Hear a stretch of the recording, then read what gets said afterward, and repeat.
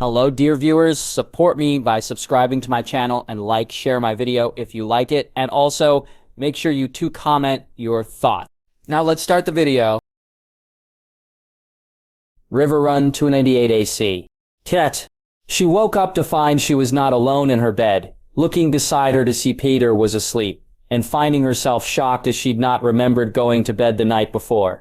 What she did remember was the overwhelming sense of relief she had felt when Peter had arrived, how he'd made her feel as if the world wasn't completely against her, and that someone cared about her. Was that the reason why? Had that been enough to... She looked at herself and saw she was naked, and looking to him she could see that so was he. It was clear what they'd done, and a part of her felt shame at the thought. Not at the act itself, though there was some of that too. He was. She never would have had she been thinking straight. Not unwed, she wouldn't have, though she had wished to marry him. So there was that at least. Some of her shame though was that she couldn't remember the act itself. Not any of it at all. Though very quickly a new thought hit her. Peter, wake up, she said, shaking him awake. Peter, you can't. We can't. People can't see us like this, she said worriedly. Cat and my love, we are to be wed. To be man and wife. There is nothing wrong with us being together. Not now, not anymore. Nothing to stop us being together, he said, as he kissed her. She allowed the kiss, happy that he wished to marry her, and that they would be together to face whatever was to come. It was then the thought came to her, so quickly and suddenly, that she couldn't stop the panic that hit her. Cat pushing him away, and not noticing the look of hurt and briefly the one of anger that appeared on Peter's face. I can't. Moonty, I can't, Peta. I can't have a bastard. I won't. She said, her worry so strong that she cared not that she was moving around the room naked.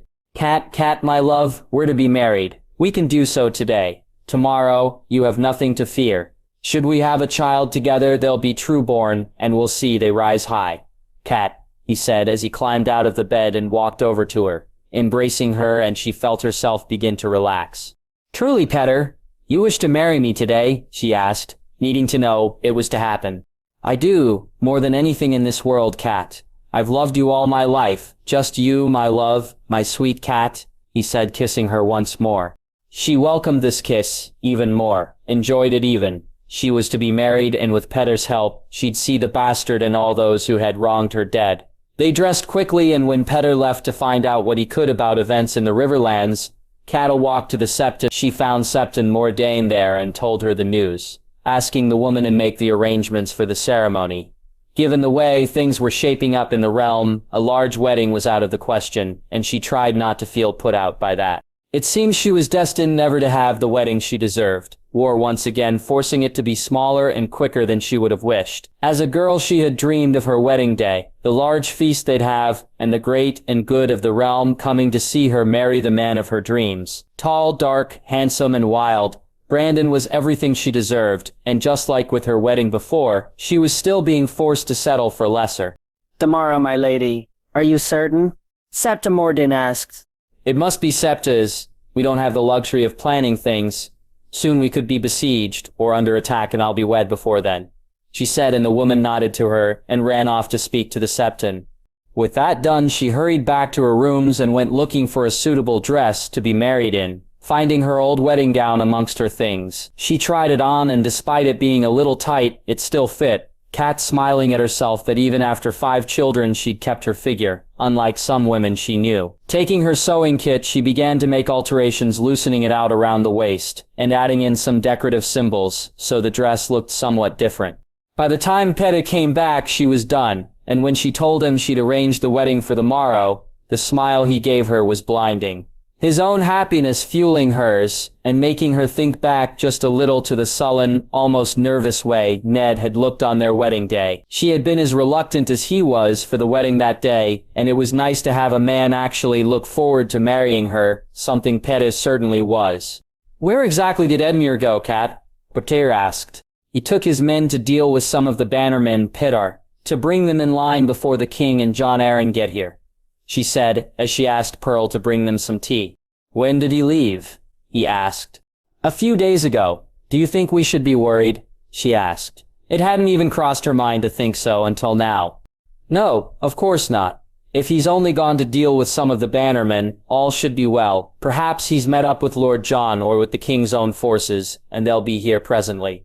I was just for you. I'd have hoped he'd be here to see us wed, he said, and she felt her heart sore that he was thinking of her feelings so much.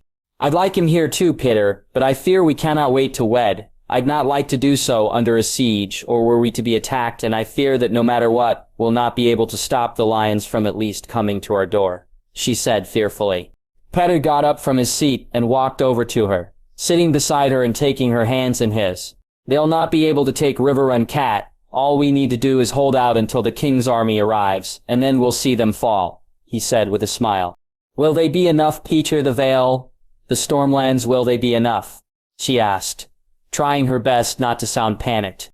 They will, Cat, he said, moving closer to her. We also have something that no one knows about. The Golden Company is landing in Duskendale. Cat, 20,000 of the finest soldiers in Essos. Professional soldiers. No army comes even close to them, he whispered. Truly? She asked hopefully. Truly, my love, we'll see them all fall. And then together we'll rise, Cat. You and I will rise higher than any of them, he said. And she kissed him herself this time, so deeply and passionately that the knock on the door almost went unheard. She asked him to forgo a night in her bed that night, to allow them to have a true wedding night the next night, and she was happy he agreed to it. Sleep, though, was hard to come by, and she once again found that the dreams tormented her. Admir was brought to the front of the keep, Cat looking down at him as the men held him, the knife to his throat and the threats being made to her to give up the keep or see her brother dead. Peter telling her that she could not, that she risked the lives of everyone inside, of her and him, and of their child. She shook her head and told the men no, and then looked on in shock as Admir was released, as he walked into the keep and surrendered it. Himenapera was dragged out, kicking and screaming, the men being rough with him, and then it was her turn. She looked on in horror as first Admir lost his head, then Peter, the man with the sword, not even having to turn and look at her, for her to recognize the bastard's face. She begged, she told him she was sorry, she pleaded for the life and for that of her babe. What care I about your babe, Tully? You cared so little about mine own life. Why would I see you bring another you into this world?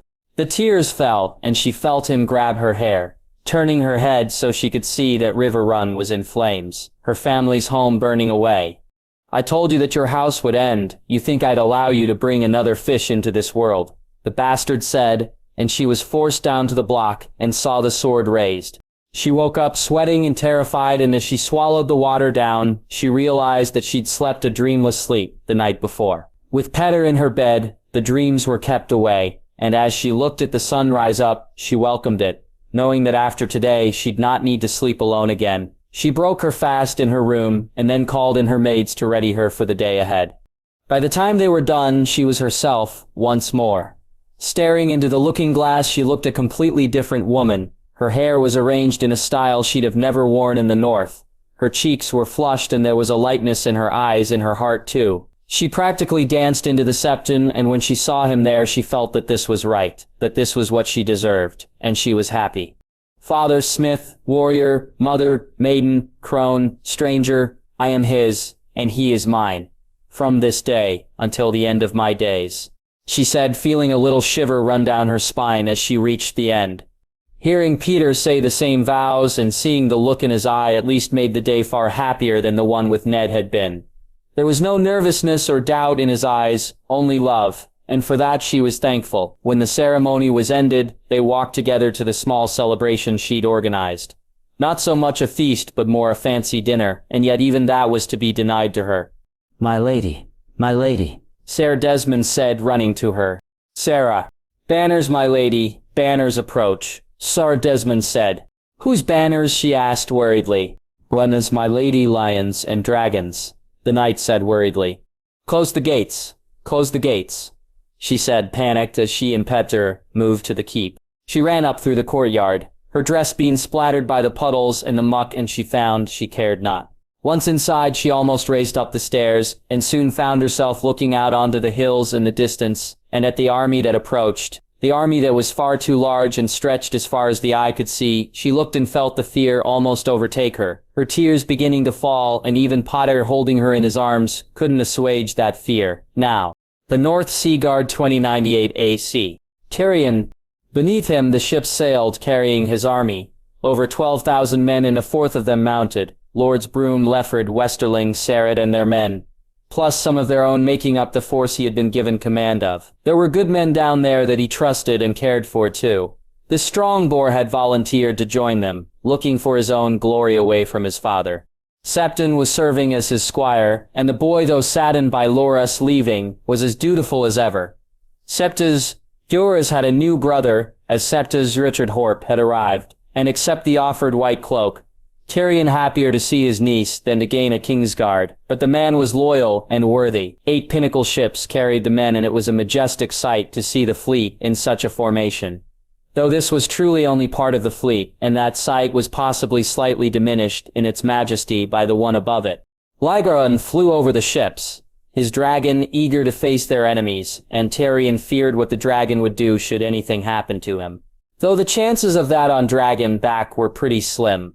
Dragon riders had fallen in the past, but mainly to other dragon riders. There was no Daemon to jump from Caraxes for him to face, and while the Martells had gotten lucky with Maraxes and Rhaenys, they had known of the dragons. The crown did not. For Tyrion the last few moons had been strange. He was a Targaryen, a dragon rider, uncle to a future king, and betrothed to a princess. It had taken a lot to get used to, and had his nephew not constantly reassured him that he was both his lines, then he may not have been able to. It had made him dig deeper into his Targaryen roots too. Look more closely at the stories of the dragons of old and their riders, knowing now they were his kin.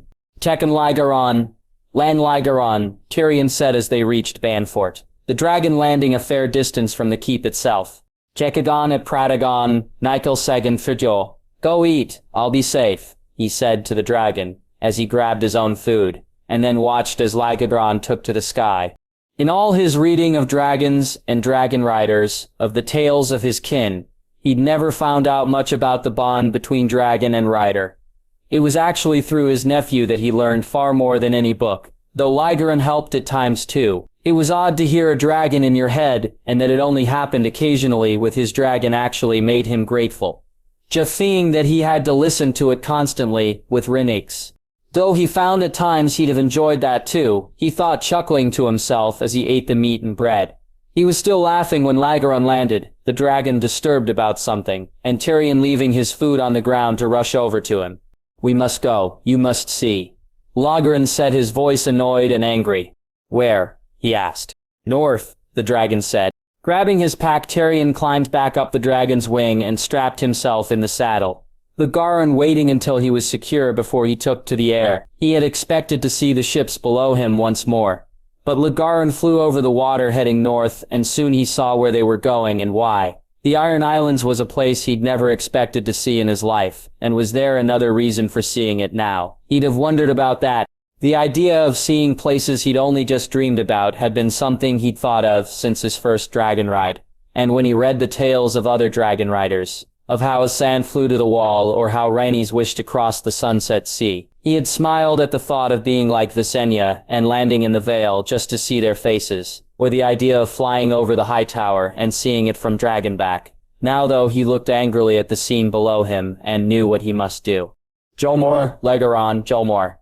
North Lygaron, North, Tyrion said, as they looked back at the ships and resisted the urge that Lygaron was feeling too. They'd burn them if need be, he thought. He found them just south of Mo Kylan, the northern army marching hard, and he wondered at first about landing the dragon so close, deciding now wasn't the time for hiding and that it would be better to do this as quickly as possible. He flew over the front of the army and then landed a little distance in front of them, waiting until they came to him, and he didn't have to wait long. Lord Tyrion, he heard Sarah Wylis say. Prince, actually, he said with a smirk, and Wylis looked from him to Lygaron. Forgive me, my prince. Sir Wallace said, and Tyrion looked to the others with him. Some he recognized, the small John, Jory, and Lady Meg. Others he did not. I need to speak to Lord Stark. Is he with you? He asked. Aye, he rides behind us. Has something happened? The king? Maggie asked worriedly. Is well and safe. No, this is something which concerns the north, he said, and Jari bid him join her on the horse. It was embarrassing to ride with her, Tyrion felt, but without his saddle. He couldn't properly ride a horse, and so he accepted the embarrassment and told Lygaron he'd be back as quick as he could. His dragon not accepting that for an answer and taking to the sky above him, following them all the way, the threat not so subtle. Heard my rider and feel my wrath. Rhaegar was basically saying, and it warmed Tyrion's heart to know he cared so much for him. They arrived at where Lord Stark and some other lords had stopped their march. Tyrion seeing the Great Shan, Sarah Wendell, and Lord Wyman among others. After being helped off the horse, he noticed them seeing what he was wearing for the first time. The black armor was almost identical to Jazz, except in its material.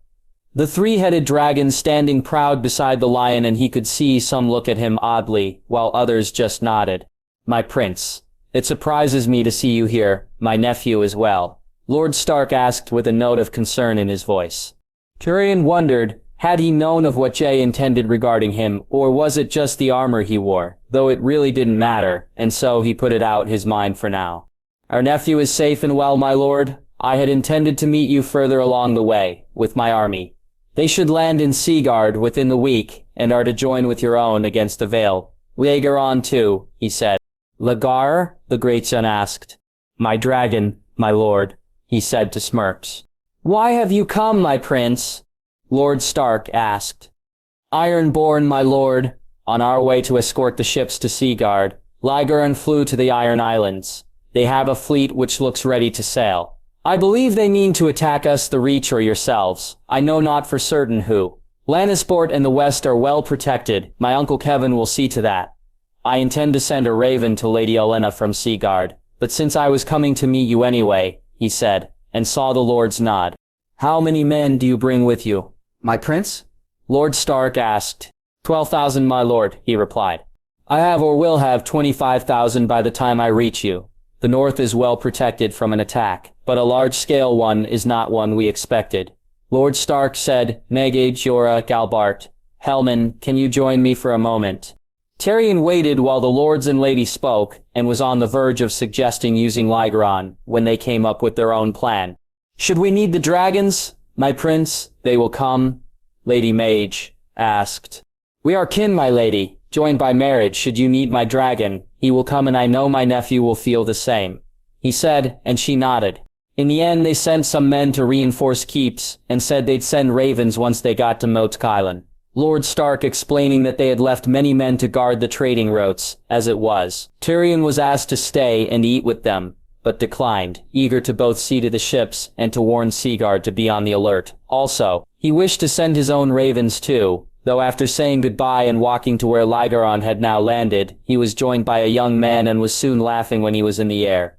Apparently Richard's lips could get a message to those who needed it far quicker than he, even with his dragon. Seeing the walls of Seaguard in the distance, he was glad to see the three-headed dragon flew there now. So he landed Rhaegar some distance away, and walked to the keep, the guards opening the gate, and Castellan rushing to meet him. My lord, the old gray-haired man said. Prince Tyrion Targaryen, I wish to speak to Lord Lannister, he said, his voice firm and direct. He marches, my prince. Lord Jason and Sarah Partrek both march to join up with the king's army, the man said. I need access to your ravens and some warm food, and a bath would be welcome, Sarah. Sir Reimagined, my prince, I'll see to it at once, the man said, and Tyrion nodded, glad for the chance to sleep in a bed tonight, and to wait for his men to arrive and the real work to begin. The Vale 2098 AC. Jon Arryn. He arrived in Gulltown to a mixed reception. Lord Grafton welcomed him, but even Jon could sense it was reluctant, and he was glad to accept guest rights. The house had risen for the dragons in the past, and though he'd not done so this time, he'd not risen for him either, telling him to his face they'd not fight for him. He did though offer him an escort to Runstone, which he declined. It was there the first piece of bad news hit him. He'd missed Lord Jon, who'd left to gather the rest of the Knights of the Vale at the Bloody Gate, meaning he'd have to ride hard and fast to catch up with them. Jon had considered not coming to the Vale, instead meeting the knights at the crossroads, or sailing to Wickenden, or the Salt Pans. But it would have left him cut off, and he needed to ensure that the men he spoke to were his, and not the dragons. Lomas had told him privately just how dire the situation was in the Riverlands, and it seemed they'd need to put some rebellious lords in their place there before the lions and dragons arrived. Something which had also put paid to him traveling through those lands to get to his army. My lord, do you wish another? Lady Ursula asked. His friend's daughter had grown up to be a remarkable young lady. No thank you, my lady, I think I'll retire for the night. I've a long hard ride ahead of me, he said, and she smiled at him as he bid her good night. Lord Jon and Lady Yara had done a fine job with their children. Andar, Robar, and Ursula were fine examples of Vale chivalry, and Grace and young Waymar had taken up the noble calling of the Wall. His friend was a lucky man, a wife who loved him, a fine young daughter to build alliances with, and not only a true heir, but a second son should the worst happen. He tried not to feel jealous or angry that he'd not been so lucky. A wife who had never cared for him, and an heir that wasn't his. He needed to speak to Lady Anya most urgently. Young Harry cannot ride in this war. His line had to continue, and he was his heir now. Sleep came difficultly that night, his mind full of plans for the days to come and the thoughts of facing men he'd once called friends. Ned Stark had disappointed him greatly. To perpetrate such a lie on him, on Robert, to put them in the position they now were in, was bad enough. To actually come to arms against them, willing to fight against him and the man he had called his brother once. Jon felt his anger rise and bemoaned the fact that heathen wolves threatened everything once more. My lord, you wish to be woken," the young girl said, and he looked to see day just dawning, and yet he felt as if he'd not slept at all. "I thank you, Elena, I'll ready myself now," he said, when the girl nodded and turned to leave. Jon quickly dressed and headed for the courtyard and his horses, only for Lady Yara to stop him. The raven scroll in her hand addressed to him personally.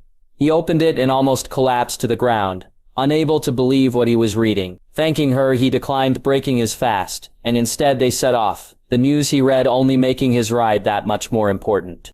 Dorne had risen for the dragons, Stannis defeated and held prisoner, and Robert Stormland's army in disarray. That they'd not been completely defeated and that they may actually move to join up with them was the only piece of comfort the news brought. But how had this happened, he wondered.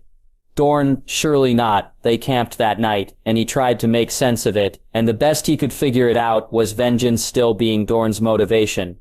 He cursed at that. Tywin Lannister had put them in this situation, and while he'd welcomed the children's deaths, especially at them not being on his hands, Ilya could have been used to placate Dorne. Now it was like all those things he'd assumed handled had instead just been biding their time. A hidden dragon, hungry lions, and Dornish snakes all coming to take what he had built. No, he'd not allow them. "My lord," one of the men said, handing him the plate with the warmed meat on it. Jon eating for strength and not out of any sense of hunger. The next week was some of the hardest riding he'd ever done, and by the time he saw the gates of the moon in the distance he felt only fit for bed. Though seeing the lack of knights around it, he knew he'd not get much rest here tonight either. He was welcomed in by Nestor, who seemed surprised to see him, and the offer of a warm bath was far too good to turn down. Jon, feeling somewhat refreshed when he sat down to eat much nicer fare with Nestor that night, and trying not to think that this may the nicest he'd eat for quite some time. "You look tired, my lord," Nestor said. I am Lady Anya. Was she here?" "Nestor." "She was. She came to wave young Harry off," Nestor said, and Jon sighed.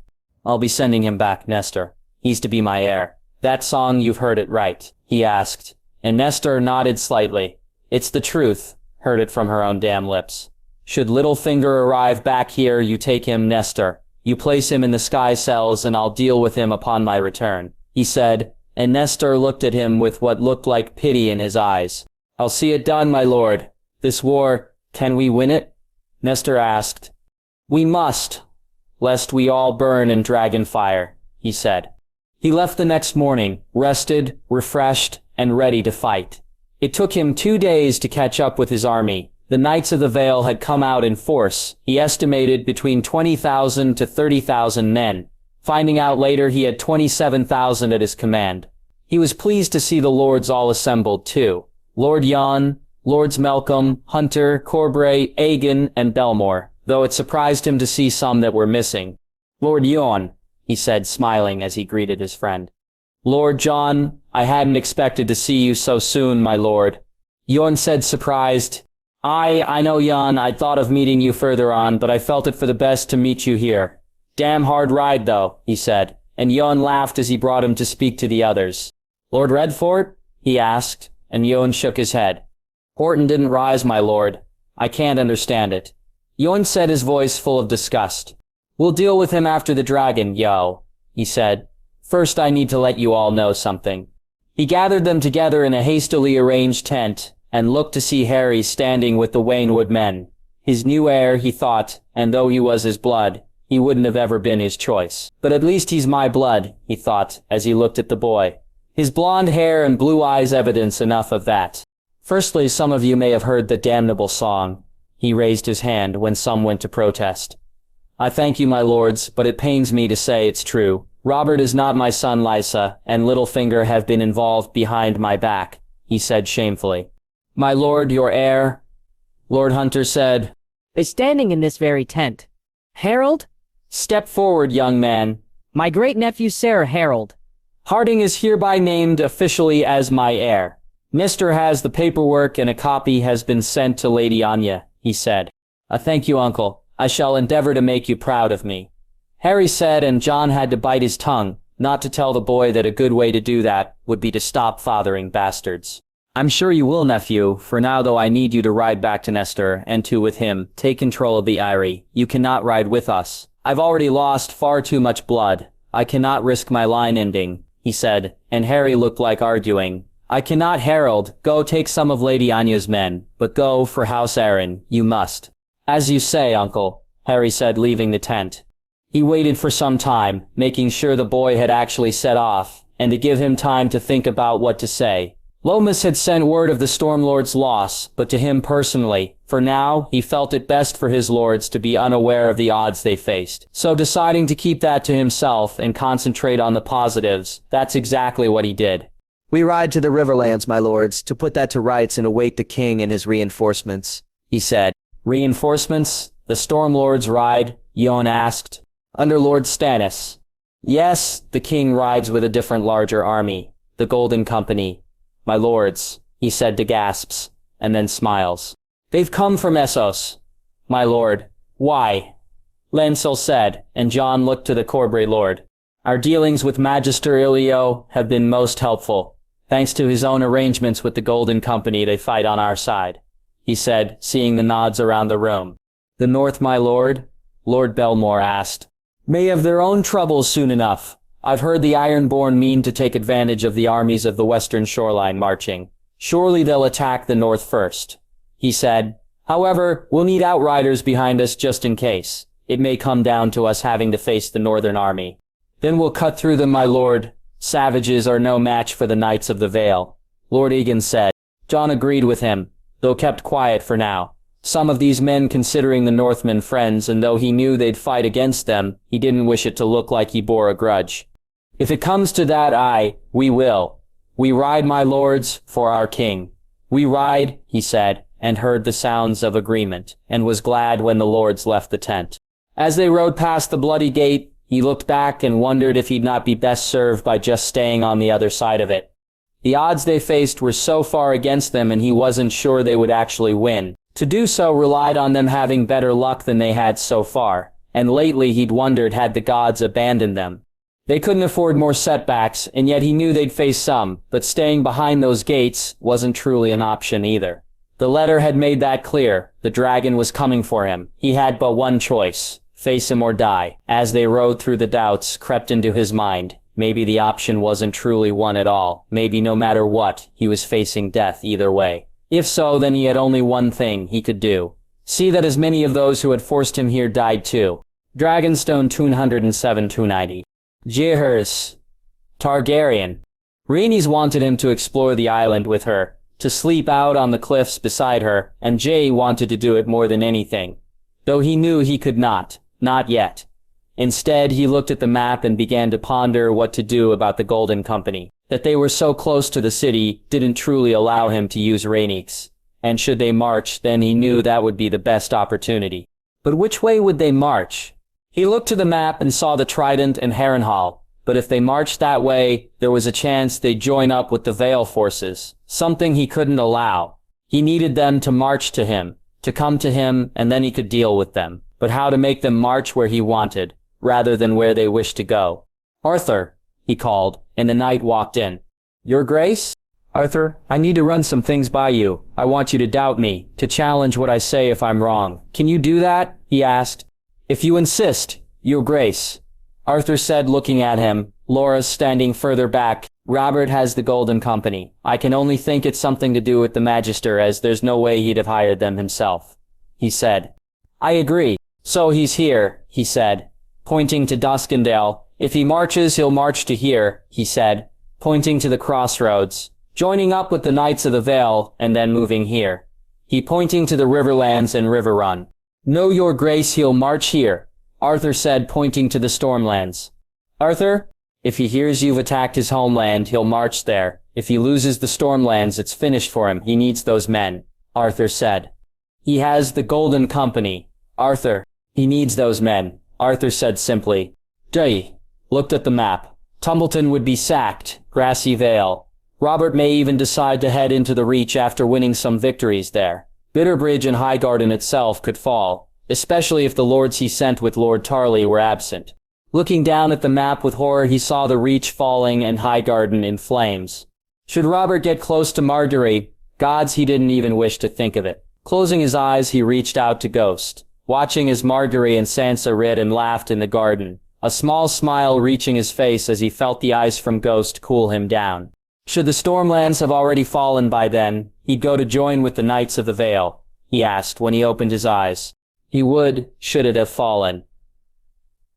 Arthur said, looking at him oddly. So he marches that way, he said, tracing the route on the map. How do I make him march towards me? What makes him march towards me? He asked, and held his hand up. Me, I'm the key for him. You are, your grace. Should Jaime march here, should it be known that I march with him, Robert will come at me, won't he? He asked. He would, Arthur said. Good, he said with a smile. He got up from the seat and began to drum his fingers on the map, his eyes looking to the God's Eye.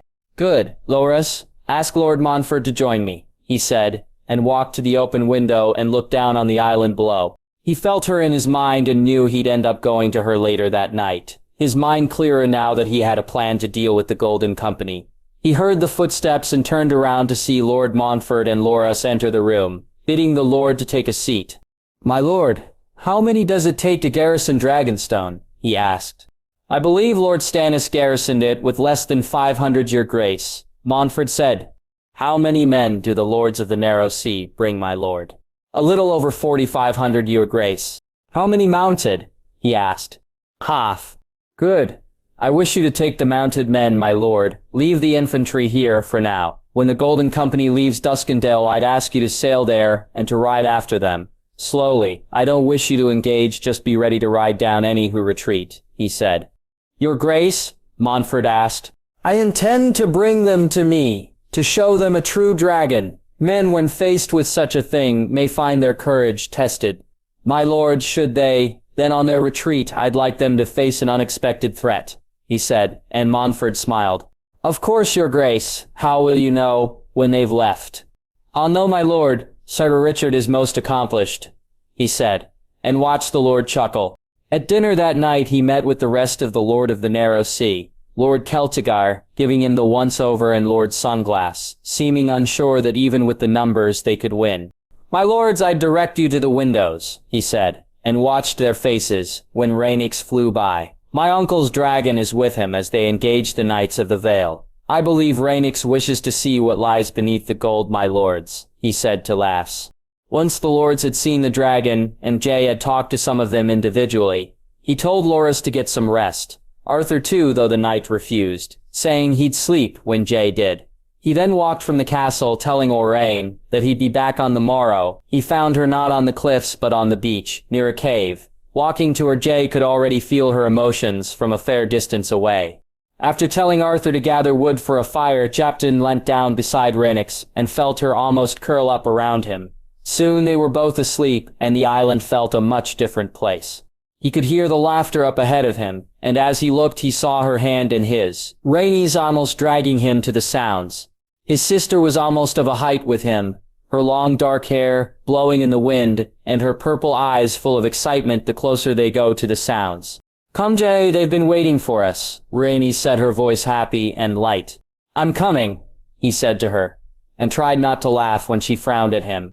You're too slow. I bet you can't even catch me, she said, as her hand left his, and she ran on ahead. He chased after her, her laughter now joining the others, as they entered a glade to find his family there waiting for him.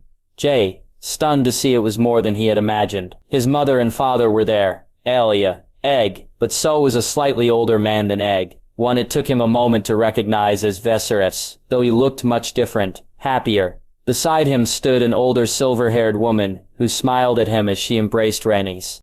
"Come, grandson. I've wished to meet you for some time," Rhaenyra said, and Jay felt his tears flow, as she let go of Rhaenyra to embrace him. When he felt her arms around him, he thought nothing of it, nor when his uncle and brother embraced him also. Feeling his father's arms or Elia's after that almost felt natural to him, but when he felt his mother, when she held him in her arms, Jay broke down, the sobs making him shake and tremble, so powerful were they. There, my little dragon wolf. Let it out. Let it all out," his mother said as Jay sobbed against her. He later found himself laughing and japing with Egg and his uncle, listening in as his grandmother gave advice. Speaking to Elia about her nieces and brother before his father asked him to walk with him.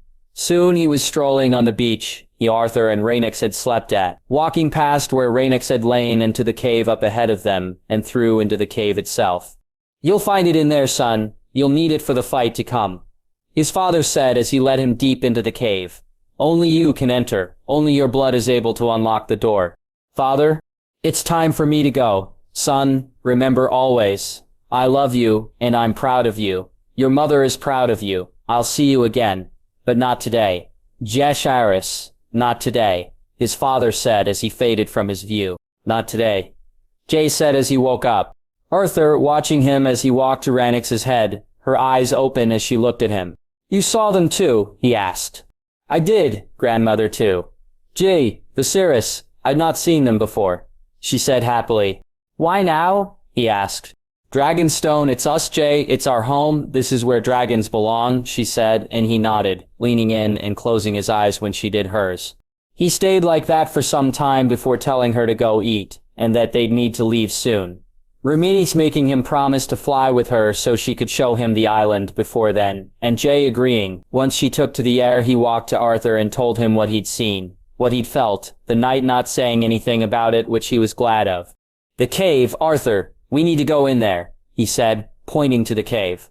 You're certain of this, Jay? Arthur asked. I am." Together they walked in and he saw Arthur look at him as he moved through the narrow passages as if he'd been here before. They entered a large open space, and Jay looked around, seeing the shiny rock the cave was made of. Leaning closer, he touched it and knew what it was, and how important it could be. "Dragon glass," he said. "Goodbye, obsidian, Arthur. A whole mountain of it," he said happily, and Arthur just nodded. They moved further in, the cave getting darker, and then he felt the heat, or to be more precise, Arthur did. Grabbing a piece of wood from the floor beneath him, Jay moved to the source of the heat. The burning rock from the Dragonmont flowed thankfully through a cut passage. After lighting the wood, he held it up, and what he saw was amazing to him. The dragon glass sparkled, black, red, green, more shades than he ever thought possible. And Arthur too seemed amazed. "I thought it only came in black?" Arthur said. Me too," he replied. He saw the drawings then too, images of battles from a millennia ago, blue eyes fighting against men, children, even giants, and they looked so much like the ones he'd seen in the cave in Winterfell that they had to have drawn by the same people. As he was about to move to look at them more closely, he saw the door and all else paled in comparison to that. Jay almost running to it as he asked Arthur to hold the burning wood.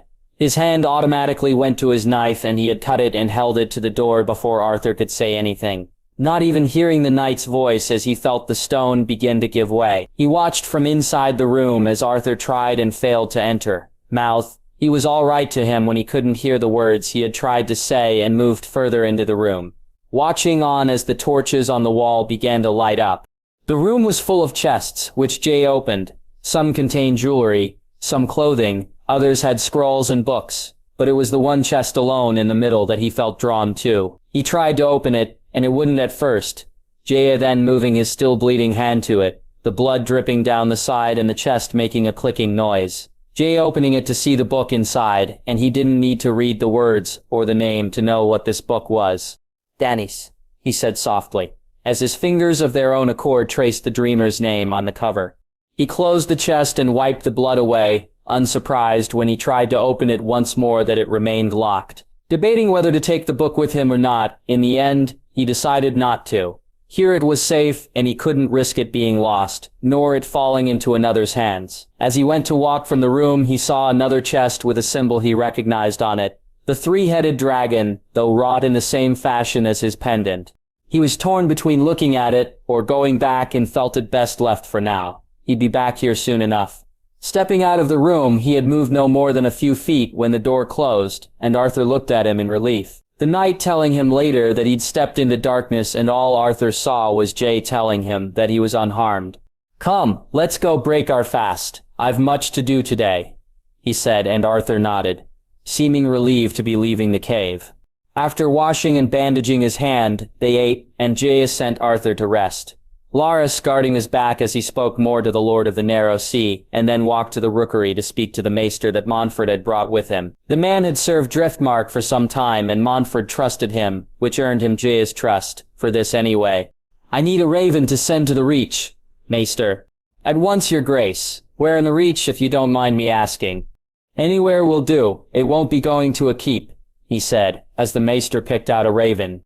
"Is it well fed?" he asked, and the maester nodded.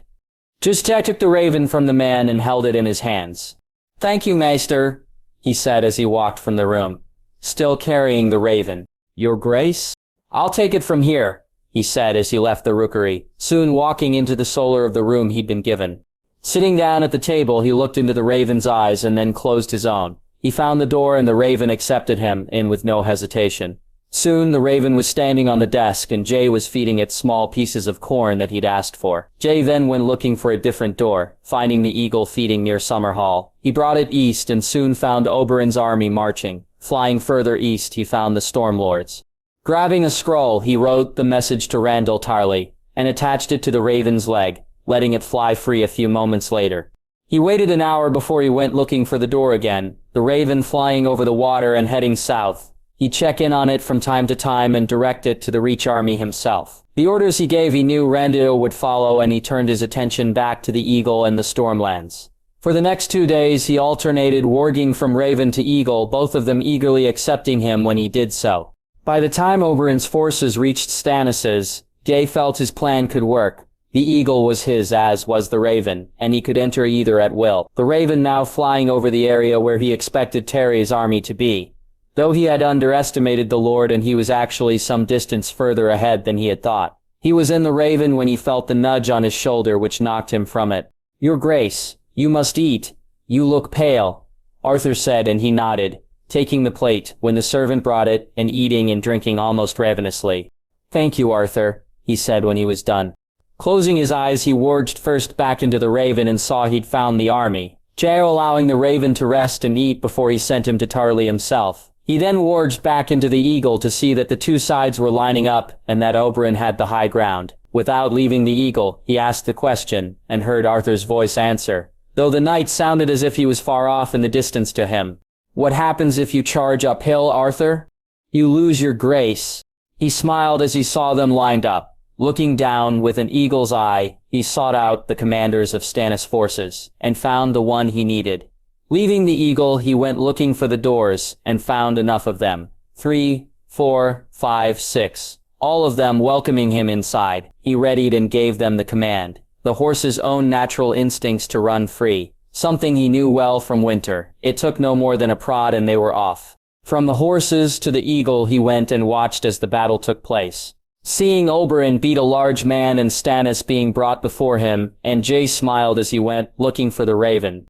Later that night he spoke to Richard about the Golden Company, his master of whisperers saying his lips would get close, and Jay telling him not to get too close. He told him what he wished him to do, the messages he wished sent, and asked him if he could see it done. Then he went to his bed and slept for almost 2 days straight. The power required, the loss of blood, tiredness, all of it combining to leave him exhausted.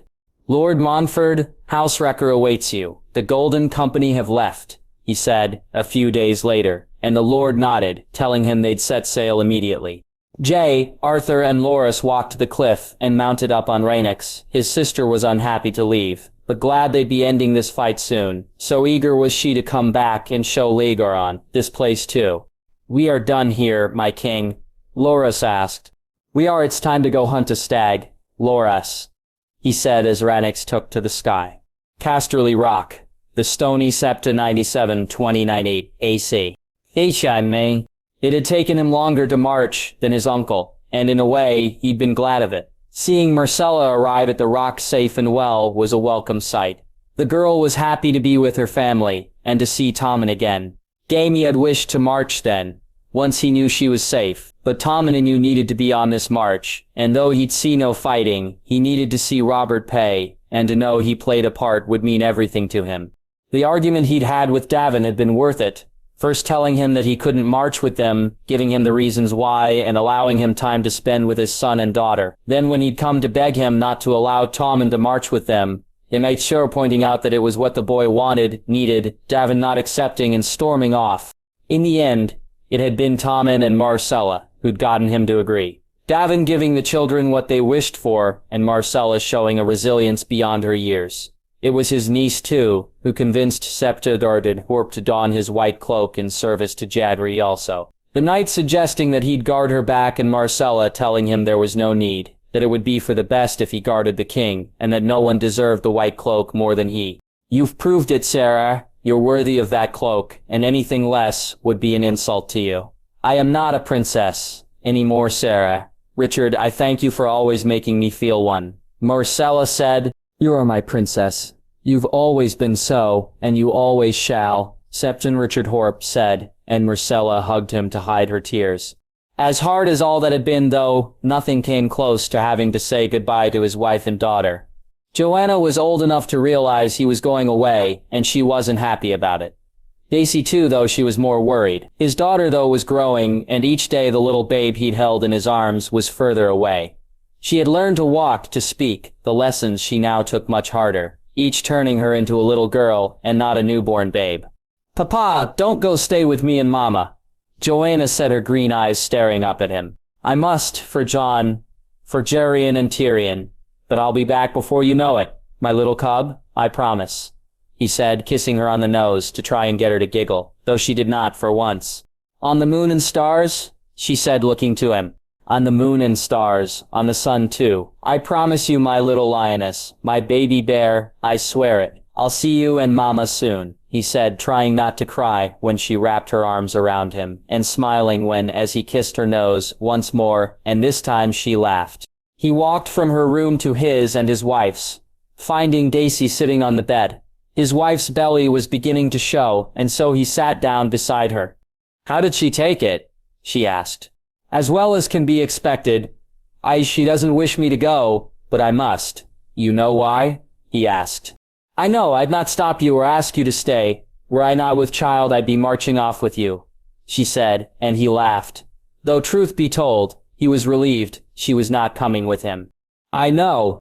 Promise me you'll take no risks. Fight and fight well. Jaime, but promise me you'll take no risks. Don't do anything stupid," she said. "No more than usual," he said, with a laugh. "Jaime," she said, her voice trembling. He looked at her and leaned forward, kissing her deeply. "I swear it, I'll take no risks and leave my stupid at home, where it belongs. I'll be back to see our babe born, my love, to see Joanna grow, nothing.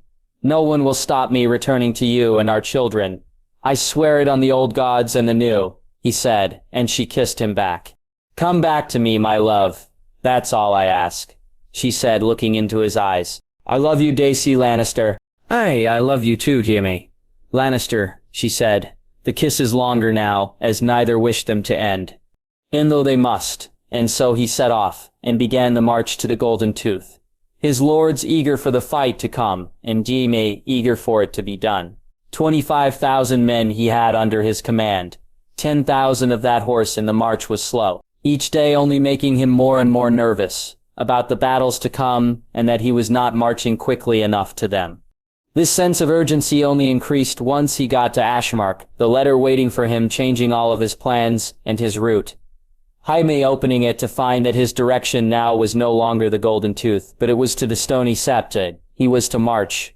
"Lord Hand," Somehow Robert has gained the allegiance of the Golden Company. Our king orders you to change tack. March to the Stony Sept and he'll meet you there. Make haste, my lord, for your movements will affect theirs, and our king wishes that to be so. I've sent some friends your way. Forgive their piety and accept their loyalty, my lord, for they too have a score to settle with the usurper.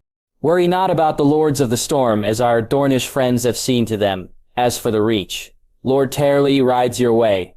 Good fortune, my lord. Perhaps when next we meet, it'll be to see our king crowned. Richard, he informed the lords that night in the great hall in Ashmark, Lord Brax, Lord Banifort, Lord Marbrand, and Ser Barristan, all having differing reactions. His lords looking forward to facing the Golden Company, seeing them as a worthier foe, while Barristan preached caution, and told tale of the Blackfires and what it cost to put them down. He spoke to him after the others had left, the march to continue on the morrow. Barristan happy that they'd won a battle, but as always worrying more about the war and the king. I wish he was with us, Jaime. I know. Arthur and Loras are with him, and he has a dragon. I know Dragonstone belongs to us once more, and yet I fear being apart from him. To not see him safe with mine own two eyes. Barristan said. As do I. Barristan, I believe, though, he'll be waiting for us at the Stony Sept, so I say we make haste as Sarah Richard suggested. That way we'll put both our minds at ease, he said, as Barristan nodded. I worry about the Golden Company, Jaime. They are men who fight for a living. They've been doing it for longer than even I. Our men are good. Your army is as well trained as any, and I'd match them against any army of Westeros, Barristan said. But not Essos. A different world, Jaime. Let's hope our king has a plan. He has a dragon, Barristan. That's his plan, he said, and Barristan smirked before nodding and leaving him alone with his thoughts. He wondered if he was right. If so, then why hadn't he already used the dragon? But as he lay down to sleep, he thought about it some more.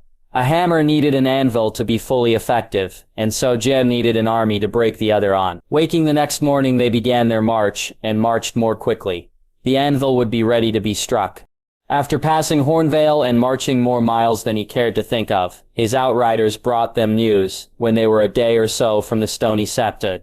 Riders, my lord, bearing the dragon banner, one of Lord Daemon's men said, the orange burning tree sticking out on his armor.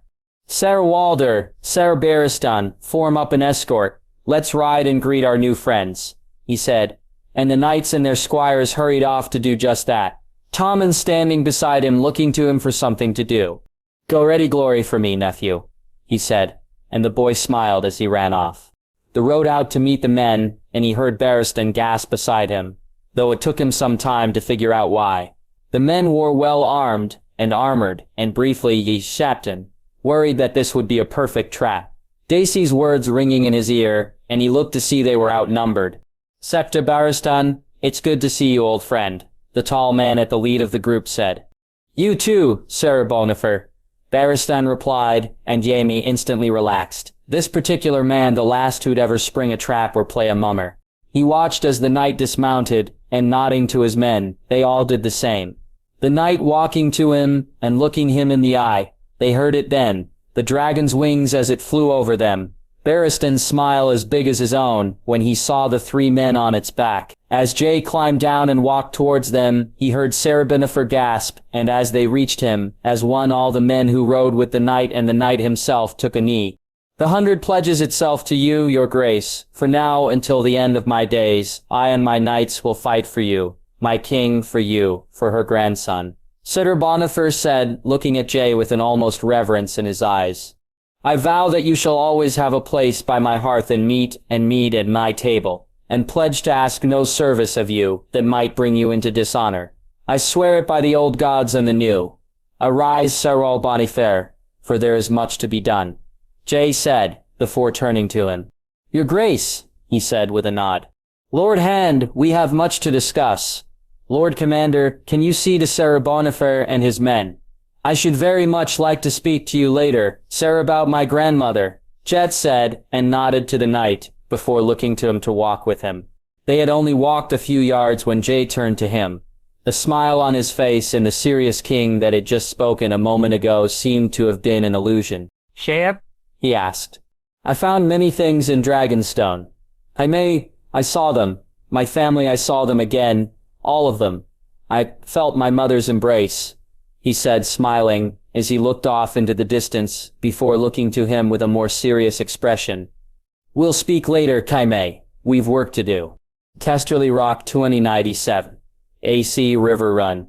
298 AC. Tyrion? It was a small ceremony, just him, Joy, Cregan, and Ashara herself. The Septon saying the words, and Tyrion for once in his life felt this was something he'd wished for. He had never thought he'd wish to marry, never imagined it, and now he wanted it more than anything else in this world. They'd have a true wedding when he came back. A proper celebration at Castamere. This was for them. For Joy and Cregan, and for him and Ashara. They made love to each other that night, and it was different. To him it was much different, and yet to Ashara, he felt she didn't feel the same way as he did, as if she felt saddened somewhat. Something it took her some time to explain to him, and when she did, he almost kicked himself for not understanding it earlier. When Brandon and I were married, we knew, both of us, that we'd never be man and wife, that our time was short and soon to come to an end. Less than a day later, Arias, she said, as she began to choke up. I'm sorry, my love, I didn't think, he said, holding her tight. Promise me that you'll come back to me, that you'll bring Cregan back to me, she said. I will promise, Joy, I'll return. I make you the same promise. I'll return to you, my love. We'll have a full and happy life together. We deserve it, he said, kissing her. We do, she said, kissing him back. He watched as Joy said her goodbyes to Cregan, as Ashara did too. As Jon spoke to his cousin before coming over to speak to him, telling him to take no chances and to listen to the damn birds, which made him chuckle. Keep dusk close at all times, Tyrion, you and Cregan, watch him. The wolves know better than we do. If his heckles are raised for any reason, then pay attention, Jon said. I will. You be careful, Jon. I have a dragon, a wolf, and a Kingsguard. You be careful, Tyrion. Joy needs her father, Jon said, and Tyrion nodded. He had said his goodbyes to Ashara the night before, and to his family. Now he walked over to do so to his daughter, glad to see that Jon stood close by. I'll be back soon, princess. Then we can travel to Castamere. You can bring your friends too. Ashara doesn't need to hide any longer, he said, smiling. Soon? You promise? She asked, trying to be brave. Soon, princess, he said, hugging her and kissing her cheek. He hugged Ashara and watched as Jon walked over to speak to Joy. Jaehaerys Targaryen he may be, but to him, he would always be Jon. The boy who made his daughter smile. Tyrion looking to see him do just that now. Their march would be long and they had to be quick. Once they joined up with those in the Riverlands that had declared for Jon, they'd be a very sizable army. Tyrion had 15,000 men under his command. He expected close to 10,000 to join him in the Riverlands. The Tullys were finally to get what they deserved. They made good time, reaching the Golden Tooth days earlier than he had expected. Urian finding ravens and letters waiting for him. House Mouton, Lannister, Blackwood, and Bracken. House Wenton, House Derry all declaring for Jon. Days later, as they marched down the river road, he began to be joined by some of them. Outriders first, and by the time he'd entered Tully lands, he could see the full forces arriving. He'd been conservative in his estimate, and it ended up being close to 12,000 men that swelled his army. Tyrion happy to see Lord Jason and Sir Keetrek Lannister, to see Lord Reimagined and Lord Mouton's eldest son Miles, a boy of no more than 6 and 10, who led his father's forces. Seeing Janos Bracken and Tytos Blackwood riding together was a sight he'd never have expected, seeing them laughing even more so. Though later, as they set up their siege around Riverrun and tightened the noose, he found out the reason why. On the damn privy, apparently he'd been constipated for days. We soon fixed that, Tyto said, laughing. Gods, what I'd have given to see it, Admir running looking for his horse while his breeches kept sliding down. The man had run so fast that he never even got to tie them back up. Janos said, and Garion too would have loved to see that. Where is he now? He asked. Probably still chasing after his army, or trying to tie up his breeches. Janos said, still chuckling. We sent outriders to find him. Last we heard he was near Atranta, Titus said. What have they inside? He asked, motioning to Riverrun with his head. Knowing Edmure not must, less than 300 men, Lord Jason said. Hard to besiege, though, my lord. The sluice gates will open and the rivers will run. Ser Patrek said, I know, but besiege it. We will. My lords, see to the pickets and spikes. Tomorrow I go treat with a trout, he said to Lass. After the lords had left, he called Cregan into the tent, the boy needing to stick close to him, and it would be helpful on the morrow. "You sure you wish to do this?" he asked. I wish to see her. Besides, her seeing me will hurt her, and she deserves to be hurt for what she tried to do to Jack. Cregan said, "She does. Come, apparently there are some new songs we need to hear," Tyrion said as they left the tent. There were, and he had to admire Sir Richard. The man certainly did his work well.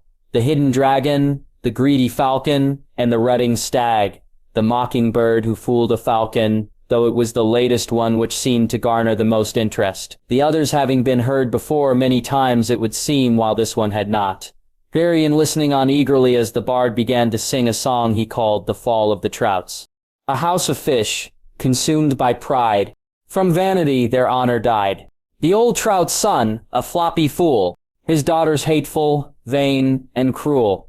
The floppy fool sent men to slay a hidden king of 10 named days. For piercing boy and murdering knight, reaped dragon's flame and white wolf's bite. The black-scaled uncle clenched his fins, could not forgive his nephew's sins. The old trout died, the fool arose. He kept few friends and made new foes. Scheming sister, with slimy cat, Sem hired knife to kill the lad. False word of death was cunning bait, tricked foolish trouts to celebrate. The floppy fool, so drunk and crass, laughed at a feast, and raised his glass. King's quiet uncle, sad truths faced. His trout wife exiled and disgraced.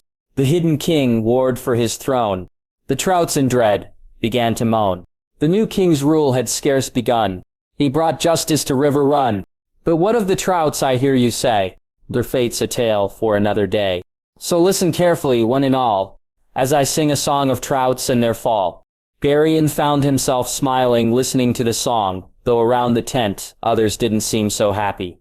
As the songs finished, more than one of the Riverlords came to ask him if the song was true. Tyrion telling them it was the attack in the Riverlands, the assassin sent to the west, all done on orders of Catelyn Edmure, and that Littlefinger played his part in it too. Were these men not already motivated to see House Tully fall? Then they were now. After eating and drinking some more, Tyrion bid them good night, and with Cregan and Dusk walked back to his own tent, leaving Lord Creckenhall and Sir Adam to discern what they could about the Riverlords. Both men had been dismissive of their use, if not their numbers. He saw Dusk move, and so reached for his sword, only for the wolf to step back as Sir Richard Lonmouth stepped out of the shadows.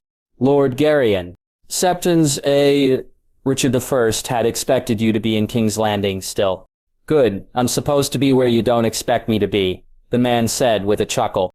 What brings you here, sir? He asked, surprised that it was to him the knight had come, and not Jon. A passing visit, here, he said, handing him the piece of paper. What's that? He asked. Your way in. Make sure your men don't become monsters inside, Tyrion. I have people in the keep I'd see protected, Richard said, and then almost as quickly as he appeared he was gone. He walked into his tent and looked at the piece of paper, shaking his head. Surely it couldn't be this easy, he thought, though as he read and saw more of it, he realized that it actually wasn't, and required work and brave men to see it done. Still, as he slept that night, he felt far more relaxed, and it was not thoughts of River Run that he dreamed of, but of violet eyes and dark skin. After breaking his fast the next morning, he sent the message under a white flag, asking for a parley, something which took far longer than he had anticipated for them to agree to. Eventually, though they did, and Garyon, Cregan, and Sir Adam made their way to the gates of River Run, watching as the trout and the mockingbird walked out to meet them, the woman wearing a superior smile on her face as if her castle wasn't besieged, and her house on the brink of falling. Lord Tyrion, my wife and I are most upset to see you in such circumstances, Littlefinger said with a smirk on his face. Most upset to see you go against the king's peace in such a way. My king trumps yours, Mockingbird, just as our army trumps yours, Lady Baelish, he said, and watched as Cregan and Dusk stepped forward, the lady hesitating to answer as she looked at Cregan with narrowed eyes. As my husband says, my lord, we're most distressed you've come here under false pretenses, serving a bastard pretending to be king. Catelyn said, looking from Cregan to him. You should be careful what you say, my lady. My king is the one person who wishes you to keep your head. Me, I'm perfectly fine with seeing a woman who tried to kill a child twice lose her life. he said, enjoying the gulp the woman made. The bastard will lose this war and his head. Catelyn said angrily, I doubt that very much, but I've come not to insult you, Lady Baelish. You do enough damage to your name and reputation with your actions and the company you keep. There's no need for me to say more than that. I've come here to offer you my king's terms. Which are, Littlefinger said. House Tully is to be stripped of all lands and titles. Lord Baelish, Lord Edmure will lose their heads for their parts in trying to kill the king. For the love he bears for his brothers and sisters, Lady Catelyn may choose between the Faith and the Silent Sisters, and her son Brandon will take over as Lord of Riverrun. Geryon said and saw Cregan smile from the corner of his eye, something Lady Catelyn did too. We reject these terms, my lord. We, Littlefinger said. Who is that boy? Catelyn asked loudly, interrupting him. My name is Cregan Stark, true-born son of Brandon and Ashara Stark. Cregan said, stepping forward. You can't. He wouldn't. You lie. Catelyn said, her eyes moving rapidly from Cregan to the wolf he was stroking. No, my lady, I do not. My father never wished to marry you. Even your own father knew of this. My father married another, a woman he actually loved, Cregan said. Lies, lies. You're a bastard, just like the other one. Catelyn said as Littlefinger tried to calm her down. Funny you mentioned bastards, my lady. Did your new husband tell you about his? Geryon said, and that seemed to do the trick. Catelyn going rigid and staring from him to Littlefinger. Catelyn, let's go inside. This man is a liar. Just look at who sent him. The bastard. Littlefinger said, trying to almost drag the woman inside. Ask him who the father of your sister's babe is. Lady Catelyn, ask him why Jon Arryn seeks his head, why Lysa and he babe are locked in a cell in the Red Keep. Then ask yourself if this the man you wish to lose your head over. You have until noon to decide, then we attack. Cat, Littlefinger said, running after the woman who was screaming as she ran from him. Well, that went well. What do we do now? Ser Adam said with a chuckle. We attack when they refuse to surrender, and then we take the keep. Geryon said, handing Adam the note from Richard, turning to walk away with Cregan in dusk. He began to sing. And so he spoke, and so he spoke. That Lord of Castamere, and now the rains weep o'er their halls. With no one there to hear, Doran 2098 AC. Doran.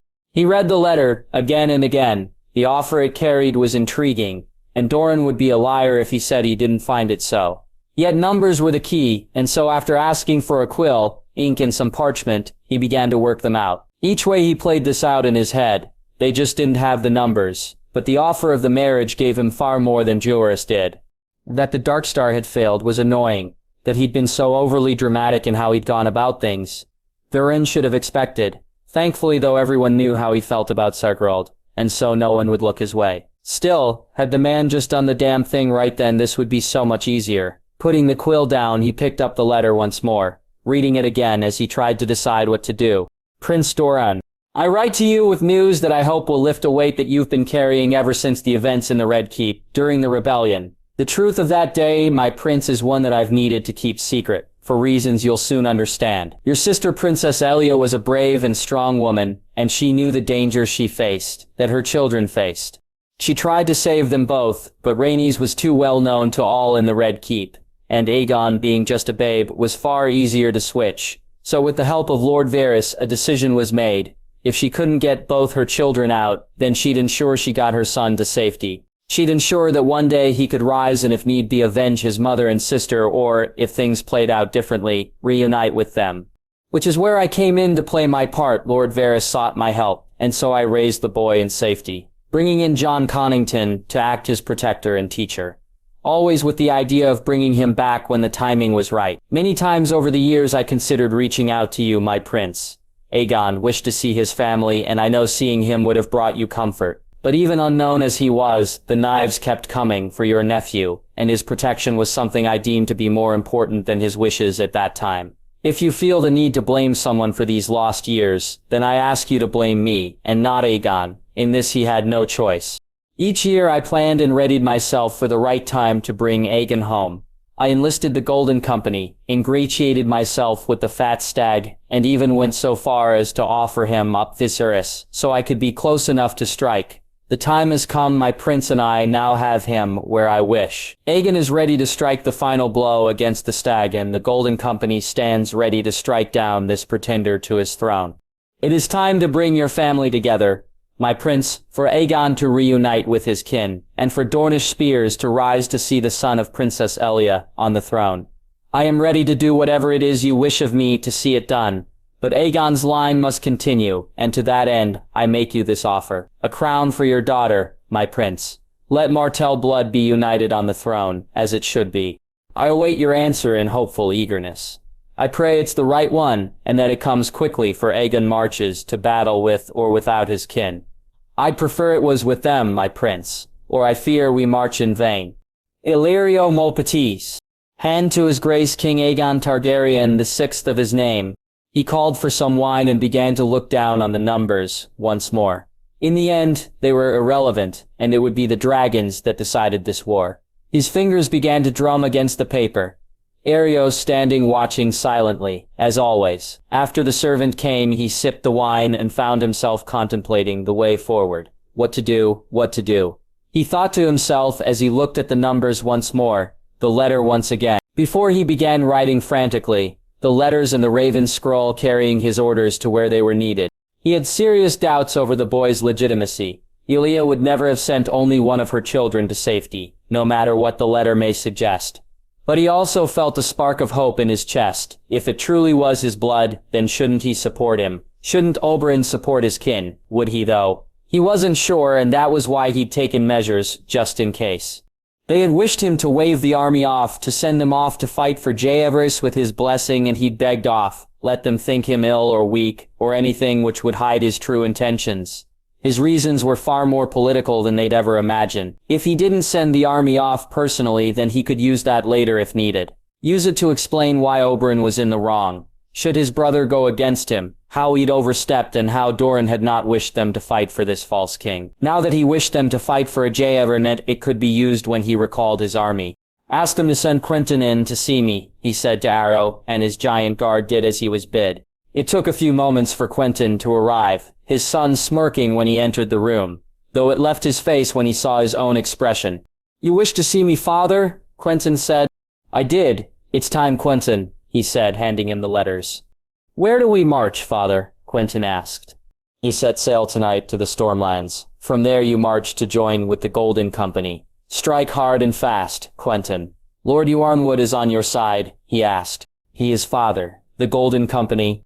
We'll contact you when you get there. Go with great haste, my son. Should Oberyn give you trouble, he said softly. I'll see my uncle is unharmed. Father, Quentyn said as he turned to walk to the door.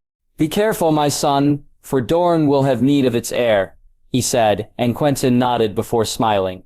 As he left, he asked Areo to send for the maester and handed the man the raven scroll, telling him to send it immediately. Once the man left, Areo turned to look at him, his guard obviously having something to say. You wish to object, he asked. It's not my place to object to you, my prince. You order, I follow. Areo said, and Doran smiled. Accept your mind, old friend, he said. Arian, Ilaria, should they hear of this? Then they'll try and have me taken prisoner.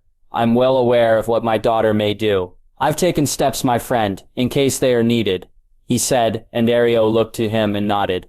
Later that day, as he sat looking at the children playing in the water and allowed the sight to calm him, as it always did, he wondered, would he need to take those steps? Should he move first or allow Arian to show her hand, give her the chance to prove her loyalty was to him and to no one else? For now, he felt she deserved that chance. Besides, it was much easier to counter her moves than to show his own hand too soon. When Rheo informed him that the Raven had gone and that Quentyn had left, Doran felt himself relax even more. The army was ready at Vulture's Roost. House Manwitty, Alarion Toland, Vaith, and Santagar. Not quite as strong as the army that Oberyn led, but he couldn't risk the larger house's absence, lest Oberyn began to suspect. They'd soon march north and into the Reach itself, and then the dragons would cease to be a problem. This war would end with 2 moves, and he'd made them both now. A snake at the back of Jaehaerys' army, and a knife to the throat of the woman he wished to name his queen. It could all have been so much easier had Sergeirol done his job, but Doran was nothing if not resolute, and he so enjoyed these games. Especially when no one truly knew which game he was playing. Atlanta 2098 AC. Edmure. He had heard the songs, the whispers, the japes at his expense. Edmure caught with his breeches down, as if there was something wrong with going to the damn privy of all things. He hadn't been the only one to be caught. Marquis O'Carroll, all of them were caught too. They had lost 500 men, and the same in horses, and had thought about going back to River Run, only to fear being bogged down in a siege. Edmure listening to Mark when he said that the keep could withstand one, but were they there? If it came, then they'd be out of the war, and no use to anyone. Now his scouts had come back to tell him that the army that was encamped at River Run was huge. Over 20,000 men, and Edmure tried not to bristle at the fact that some of them were his bannermen. Now was not the time for that. Instead, he needed to come up with a plan of attack, and so he called a meeting in Lord Norbert's solar, the Lord having some more information to share that Edmure was keen to hear. Entering into the room, he was pleased when Lord Norbert gave up his seat so that he could take pride of place, at least one of his lords showing him the deference he was due. Norbert and his sons, Roland and Hugo, along with Mark Carroll and Limon, were all sitting around the table as Norbert looked to him. "Lord Edmure, with your permission?" Norbert said, and Edmure nodded his assent. "I've received further word that the force which besieges River Run is led by Jaime Lannister. It is, as you've no doubt heard, quite substantial." "Aye, we've heard," Carol Vance said. "I've received a raven from the Stony Sept telling me that another army marches our way. This one led by Jaime Lannister and with the king himself is a part of it. It marches east and should reach us soon." Norbert said, and Edmure glared at him when he called the bastard a king. "So we're fucked," Hugo said. "We're left with little options." "Aye, what of King Robert and Lord Jon?" Mark asked. "King Robert marches, I'd assume, to meet the king's army, while Lord Jon will pass the crossroads soon enough." Norbert said, "They're besieging my home. We need to attack them. We need to do to them what they did to us." Edmure said, and Limon looked at him and shook his head. "No, my lord, we don't have the men or the element of surprise. It would be foolhardy to do so. We have but 3 choices. We surrender." Limon said. "Never," Edmure said, shaking his head, glad to see others doing so too, even if they were less adamant than he was. "We ride to join with the king," Limon said, and Edmure saw some of the men consider it, "or we ride and join with Lord Aaron." Edmure began to consider each of the options. Part of him wished to march to River Run to see his home safe and make sure Cat was unharmed. But Limon was right. That would be foolhardy, which left 2 options.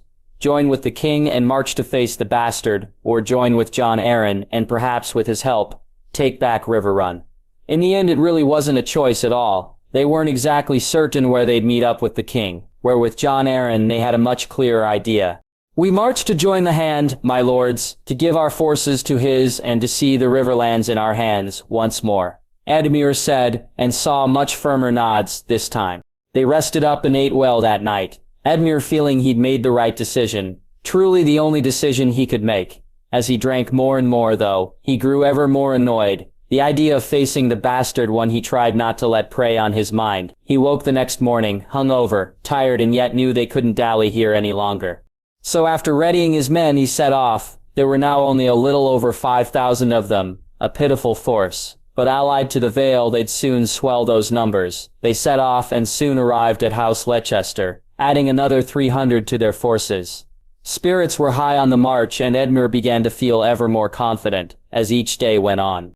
The closer they got to the Ruby Ford, the more Edmure began to fume, though. The bastard was actually forcing him to ride away from his home. The so-called dragon had stolen his men from him. When he saw it in the distance, he saw the opportunity for revenge, for justice for the wrongs done to him. Yet he couldn't convince his lords to do what he wished. "Derry Lord Raymond rides with the bastard's supporters. I say we take his keep," Edmure said, stopping the march. "We cannot besiege a keep, my lord. We don't have the equipment," Mark said, looking at him. "We have the men, Mark. We can take it with our men," he said. "No, my lord, we cannot. We must ride to Lord Jon. Otherwise we are wasting our time out here," Carol said. "We take the keep," he said loudly. "You do this, then I take my men and ride back to my own home." "My lord, I'll not be a part of this folly," Lemon said. "Lemond has the right of it, my lord." "I'll not besiege a keep, so you do this then. You do so without House Vance," Carol said. "House Piper too, my lord," Mark said, and it was like an arrow to his heart, to hear his friends, men he'd drank and whored with, men he'd known his whole life, basically suggest they'd abandon him. Perhaps Lord Jon has siege equipment, my lord, Hugo said. Aye, perhaps forgive me, good Sarkers. I fear having my home under siege weighs heavily on my mind, he said, accepting the chance to save face. Understandable, my lord. Come, we'll stay in the inn tonight and on the morrow ride to Lord Jon. Soon, we'll put the lions and the dragon in their place. Mark said. Ah, come I could do with a drink, Ronald said, and Edmure chuckled. Some things never change, he said to laughs. Yet, as they crossed the Ruby Ford and made their way to the Crossroads Inn, Edmure couldn't stop himself from looking backwards. If he got the chance, he'd see that lords like Radmund would pay this time. He'd not be his father and allow them to get away with not answering the call. The Riverlands would run red with their blood if he had anything to say about it.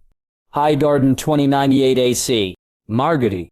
Each day, ravens arrived and Marguerite waited anxiously for news. Though in the end, it was always going to be easier to speak to Jay, through the glass candle, than to expect a raven to tell her something had or hadn't happened. It had made the days until she was able to use the candle seem to just stretch on and on. Marguerite doing her best to pass the time by keeping herself busy. She and Sansa would talk. She'd watch Ghost and Fang as they played, or listen to Mira and Eleanor as they spoke of their crushes on this night or the other. Sometimes she'd speak to Garland about military matters, have him explain to her the numbers on Jad's side and the numbers they faced. Allow him to reassure her that they had more than enough. Willis would speak of things to come, of the future, and she'd take great comfort in that. While her mother would speak of her wedding and of what it would be like to be married in the Great Septon. They had begun to have her dress made, and that had made her smile. Her grandmother was overseeing it, so it was just right. She had spoken to them both of the reasons why they would seek to wait. Though she was glad that Jay had spoken to her grandmother about the wedding also, just as he had promised her he would. My grandmother will wish us to wed Jon, as quickly as possible, Marguerite said as they lay on her bed, her head resting on his chest. I know I do too, Marge, truly, but we must do it differently. I see that now.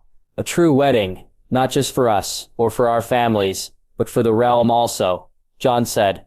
Besides, I want to see you have the wedding you deserve. To see the realm, see what I see when I look at you. What is it you see? She asked, leaning closer.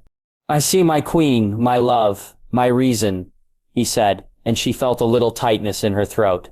You've gotten better at that, she said, a moment later, after composing herself. At what? He asked curiously. At telling me how you truly feel. I've known you loved me for some time, and you've never not told me, but lately, it feels different, she said, feeling him nod. It is different. Soon we'll be together properly. Marge, no sneaking off for moments or worrying about someone seeing us, no concerns for propriety. Soon it'll only be what we care about, and I find myself ever more eager for that day to be this one, he said as she moved up to kiss him. The knock on the door woke her from the dream, and she blushed as she remembered how long they'd kissed for, how both of them had longed to go further and yet had held back. Getting up from her bed, she sighed when she looked down at the book on the floor. She'd only come in to read and yet once again had found herself dreaming of the days he'd spent with her. She smiled when Ghost licked her hand. The wolf usually alternated between sleeping in her bed and on her floor, though mainly it was the bed which won out. Margari, are you in there? She heard her grandmother's voice. Aye, coming, grandmother, she said, placing the book back on the table by her bed and walking to the door. She opened it to find her grandmother staring at her curiously, though whatever it was she was looking for, it seemed she didn't find. Were you sleeping, sweetling? Her grandmother asked. I was. I've to speak to Jay tonight, and I didn't wish to be tired, she said, though that was half a lie, which her grandmother let pass for now. I'm sorry for waking you. Your mother has received the dress, Marge. She wishes you to come try it on. And she sent you, she said, her eyebrow raised and a smirk on her face. I was coming anyway, don't be so cheeky, her grandmother said with a chuckle. They walked from her room, Marguerite, her grandmother, left and right, and Marguerite's own guards along with Ghost. Her family made sure she was heavily protected ever since the attack in King's Landing. 2 guards while she was indoors, 4 when she went out into the gardens, and a veritable army when she visited the town. Yet as she brushed her hand over Goat's fur, She knew it was to the white wolf she sought and felt most protection from. Her mother and Sansa awaited her, along with Lionette, Mira, Eleanor, and Mega, all of them looking at her excitedly as she walked into the room. The seamstress asking her to step into the other room to dress, and looking nervously at Ghost as he walked with her. Even after countless fittings, the woman still hadn't gotten used to the wolf's presence. "Oh, my love, you look incredible," her mother said when Margaery walked back into the room, wearing the dress. "Truly, Margaery, you look like a dream," Sansa said, her smile beaming as she looked at her. Her cousins and Mira thought so too, but it was to her grandmother she looked, and then to Ghost, glad to see the wolf's eyes and not Jay's. She'd come to recognize the little differences when Jay was checking in on her through Ghost's eyes. The way the wolf would look at her was so much like how Jay would, that it was easy to see once you knew what to look for. Grandmother, she asked. "You look like a queen, my love. A queen the realm will love just as much as we all do," her grandmother said, and Margaery could see the small twinkles in her eye from where the tears threatened to fall. They had dinner that night, and it was, as usual, a large one. Her father insisting his knights and commanders ate with him each night. Garland, who actually seemed more in command in her view, managed to move amongst them, giving each of them equal time, while her father concentrated on the higher lords and knights. After finishing her dessert, she felt Ghost brush against her hand and knew it was time to go and speak to her husband. Making her excuses, she hurried from the room, and once inside her own, she took the glass candle from the chest, smiling when it came on almost immediately. "Doorway?" "Marge, gods, it's good to hear your voice," Jay said. "Yours too, Jay. You are unhurt. Everyone is unhurt," she asked. I need to speak to Garland, Marge, and your grandmother. Can you get them for me and we'll talk once I've spoken to them? I'll call them right away." "Is there something wrong?" she asked, worriedly. "No, I just need to tell them some things, and this is quicker than a raven," he said, and she told him she'd be back in a moment. She arrived back with her grandmother and Garland, and listened in as Jay told them that Robert had the Golden Company, and that he marched to meet them. He told them about the Ironborn, but Garland let him know that they'd gotten a raven from Tyrion. So Jay asked Garland to be ready, just in case. Once they left, she was alone with him. Once more, his voice soon grew softer, and not for the first time she noticed how now it seems he had two. "Sorry?" he asked. "You speak with two voices now, Jay, your king's voice, and the other one," she said, giggling. "The other one?" he asked. "Just Jon's," she said, and heard him laugh. "Well, I do remember a certain lady from the Reach telling me that's who I was, so perhaps it'll please my lady wife if I tell her that. Just Jon only speaks that way to her," Jay said, and she felt her smile perk up, and knew if she looked at herself in the looking glass, it would be as lopsided as ever. "The Golden Company, Jay, you didn't expect them?" she asked. "No, but I expected an army, Marge. I had thought it would be the Stormlords, but no matter who it is, we have the men. Lord Tarly marches to join with us, and Lord Jaime has a considerable force. We outnumber them, and Rhaenyra will play her part." "I thought you didn't wish to use her." I knew I'd always have to. "It's just how to use her. But enough talk of war. I will be safe, and high in the sky. My love and I'd prefer to speak to my wife on other things. Things far more pleasant," he said. "Such as?" she asked. "Is your dress ready?" he asked. "It is. You haven't seen it, have you?" she asked, slightly worried. "No, I've only been in Ghost once when you met the seamstress. I left right away."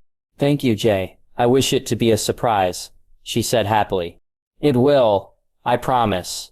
I miss you, Marge. Each day I miss you, yet each day I know I'm closer to being with you, and that fills me with so much hope, so much resolve, that in the favor I wear," he said. "You still wear it?" she asked, though she knew the answer.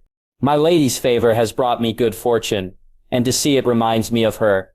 I wear it daily," he said. "I miss you too, Jay. I love you." "I love you too. We'll be together soon, my love. Until then, know that I carry a piece of you with me, and you carry my heart always," he said, and as she went to answer, she saw the light go out. Ghost jumped up on the bed to allow her to hold him tightly, though it took her some time to sleep when she finally lay down. The North 29-8 AC. Moats Kaelin, Eddard Karstark. The Raven was his second real test, The first had been hosting the Northern Army as it marched forward and greeting his future good father. That he was to be Lord of Moat Cailin came as a great surprise and honor to both he and his father. That he was to marry came as a shock to only him.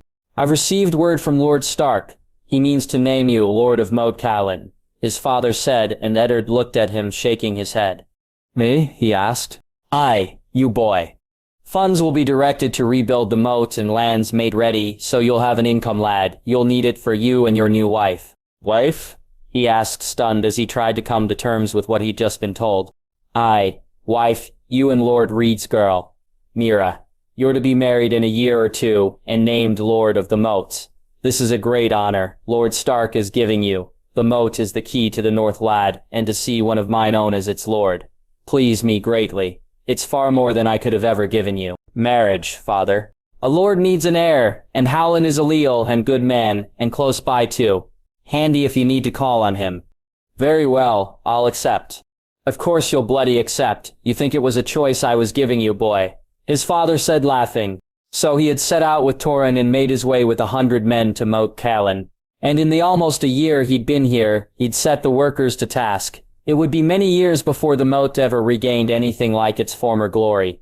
Maybe his sons or theirs would be the ones to do so. But he had built a fine garrison, and when his father, future good father, and Lord Stark had arrived with the Northern Army, they had been impressed. His father patting him on the back and even Harrion seeming proud of him, though the meeting he was called to that night soon stopped his own pride at what he'd done, leaving him more eager to prove that theirs wasn't misplaced. Prince Tyrion tells us the Ironborn are ready to reeve, so I'll leave another 1,000 men with you, Lord Eddard. Howland will give you 100 archers too. Lord Stark said, I thank you, my lord, but I already have 2,000 men I can call on. Is that not enough? He asked. It may be better to be safe than sorry. The watchtowers have ravens. Lord Stark asked. They do, my lord. Good. Send them word to warn them to be on the lookout. And it should be enough. From the towers to here is a long way, and Howland's men will bleed them if they come. You need to finish them, if they do. Lord Eddard, the moat must hold.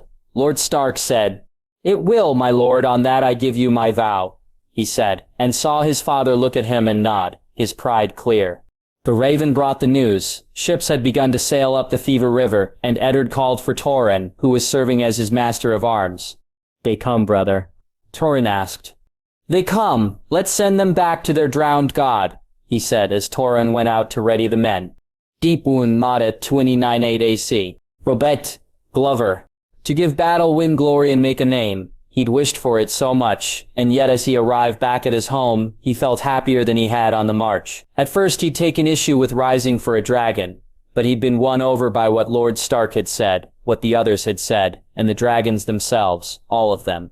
Jon Snow was a decent lad when he thought him a bastard, and Robert had never cared which side of the sheets a lad was born on. Lawrence was a good lad too, and so bastard or true it mattered not. Finding out he was actually Jaehaerys Targaryen didn't really change that opinion, and so he was willing to ride and fight for the boy. He'd be a far better king and friend to the north than Robert Baratheon had ever been. Yet a part of him, even after hearing some of the truth that Galbart had gotten from Meg and Wyman, wasn't fully on board. The loss of Ethan may be on Jon Arryn's and Robert's and Hoster Tully's hands as much as anyone, but it had been a dragon he'd died for. So when his brother and Lord Stark had come to him and told him what the other dragon had said, he'd in a way welcomed it.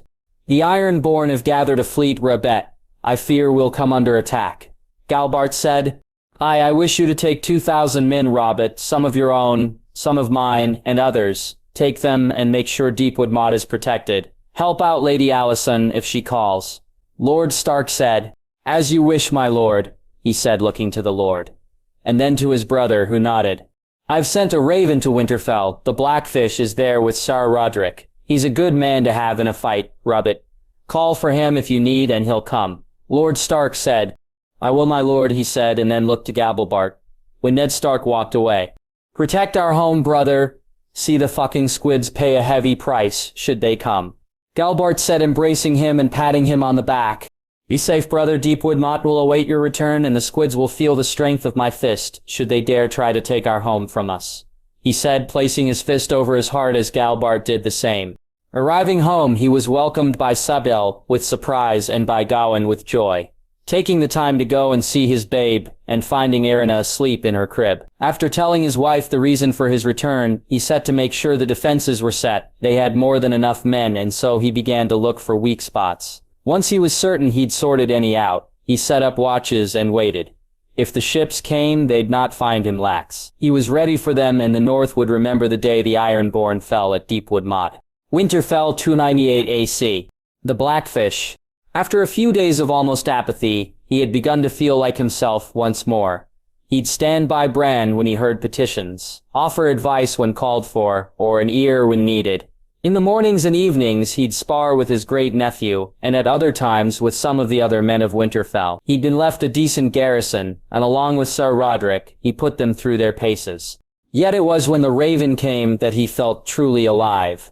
The idea of a fight against Ironborn scum. Something he could get his teeth into, and he found he needed it. Needed to fight and kill men who deserved it. The war was not something he could take part in. His war was here. And while he wished no one on his side would need to die, he knew if it came, he was ready to. That he had Ser Roderick to guard the keep and keep Bran safe helped a lot, as did the men when they arrived. 500 with another 1,500 sent to Torrens Square and the Stony Shore. They had men aplenty should they be needed. Ser Roderick suggested, and he agreed that half these men should go to Wintertown, and that while they were there should raise half as many again just in case the town came under attack. It's too big a target for the Ironborn to attack, but attack it they may. Best it be ready, nephew, he said, and Bran nodded. Ser Roderick, see that it's done, Bran said, and Brendan nodded at him. I will, my lord, Roderick said before leaving. Did I do all right, uncle? Bran asked nervously once the other knight had left. You did fine, Bran. Come let me show you how to prepare in case you're besieged. The Blackfish said. He took him around the walls of the keep, showing him where to post guards and why before taking him to the stores to show him what he needed to ensure they had enough of. Truthfully, there had not been much for him to do to ready the keep. Ned kept a firm hand on his men and stores. Ser Roderick was more than capable, and Lady Elle managed the day-to-day running of the household. When Bran wasn't with him or seeing to his duties, he spent most of his time in the lady's company, and despite himself, Brynden had found he liked the woman. Perhaps had Kat not played such a large role in her situation herself, or if Ned had set her aside simply on his own back then, things would be different. Or maybe had Elle being a different sort of person he'd have thought less of her, but the woman never lorded it over him. She allowed Bran to act as he should, and to him she was courteous and respectful whenever they spoke. You intend to ride out if needed, Septon Brynden? Elle asked after Bran had gone to bed that night. I do, my lady. Ser Roderick will command the garrison here, and I'll ride with 1,000 men to wherever needs our help. You think they'll come? She asked. I do, my lady, but they'll be broken against the walls of Winterfell, should they ever make it that far, and I'll ride them down long before then, he said as he noticed her rubbing her hand on her stomach. I'm glad you're here, Sarah, she said as she nodded to him, and got up to leave. The news came a few days later. Multiple attacks, and a large-scale invasion was underway, and Brynden readied his men to ride out. I should ride with you, Bran said as he readied his horse. You are the Lord of Winterfell until your father returns. This is where you need to be. I'll be safe enough. It's the squids who need to worry, he said, and saw the boy swallow deeply. I'll await your return, Sir Brynden, Bran said a moment later. It shall be soon, my lord, he said, jumping up on his horse. Rosby, the God's Eye 2098 AC.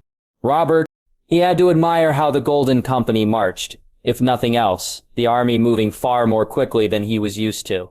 They were experienced, prepared, and though their leader was, to the best of Robert's estimation, a coward, the men under him were anything but. He found listening to some of their tales to be enlightening, contracts they had taken, battles they fought, Dothraki on an open field, unsullied. Gods, the stories alone got his blood flowing in a good way. Which was more than could be said about some of the company. Most of them were men he found something in common with. Men who hated the dragons as much as he did. Though only because they supported a different dragon. Those men though he could get used to and enjoyed eating with. The one he was looking at now, not so much. Robert watching as John Connington took a seat. He remembered all too well Battle of the Bells, hiding out in the brothel and the women he had taken. That part he looked back fondly at, but the man he eyed now had killed men. He'd called friends. He would have if he'd had the chance. Seen him dead, and his love for the Dragon Prince was well known. When he'd seen him first, it had almost led to a fistfight. Harry Strickland, Sarah Franklin Flowers, and Illyrio himself stopping him from giving into his temper. "What's he doing here?" he shouted angrily. "Your Grace?" Harry Strickland asked.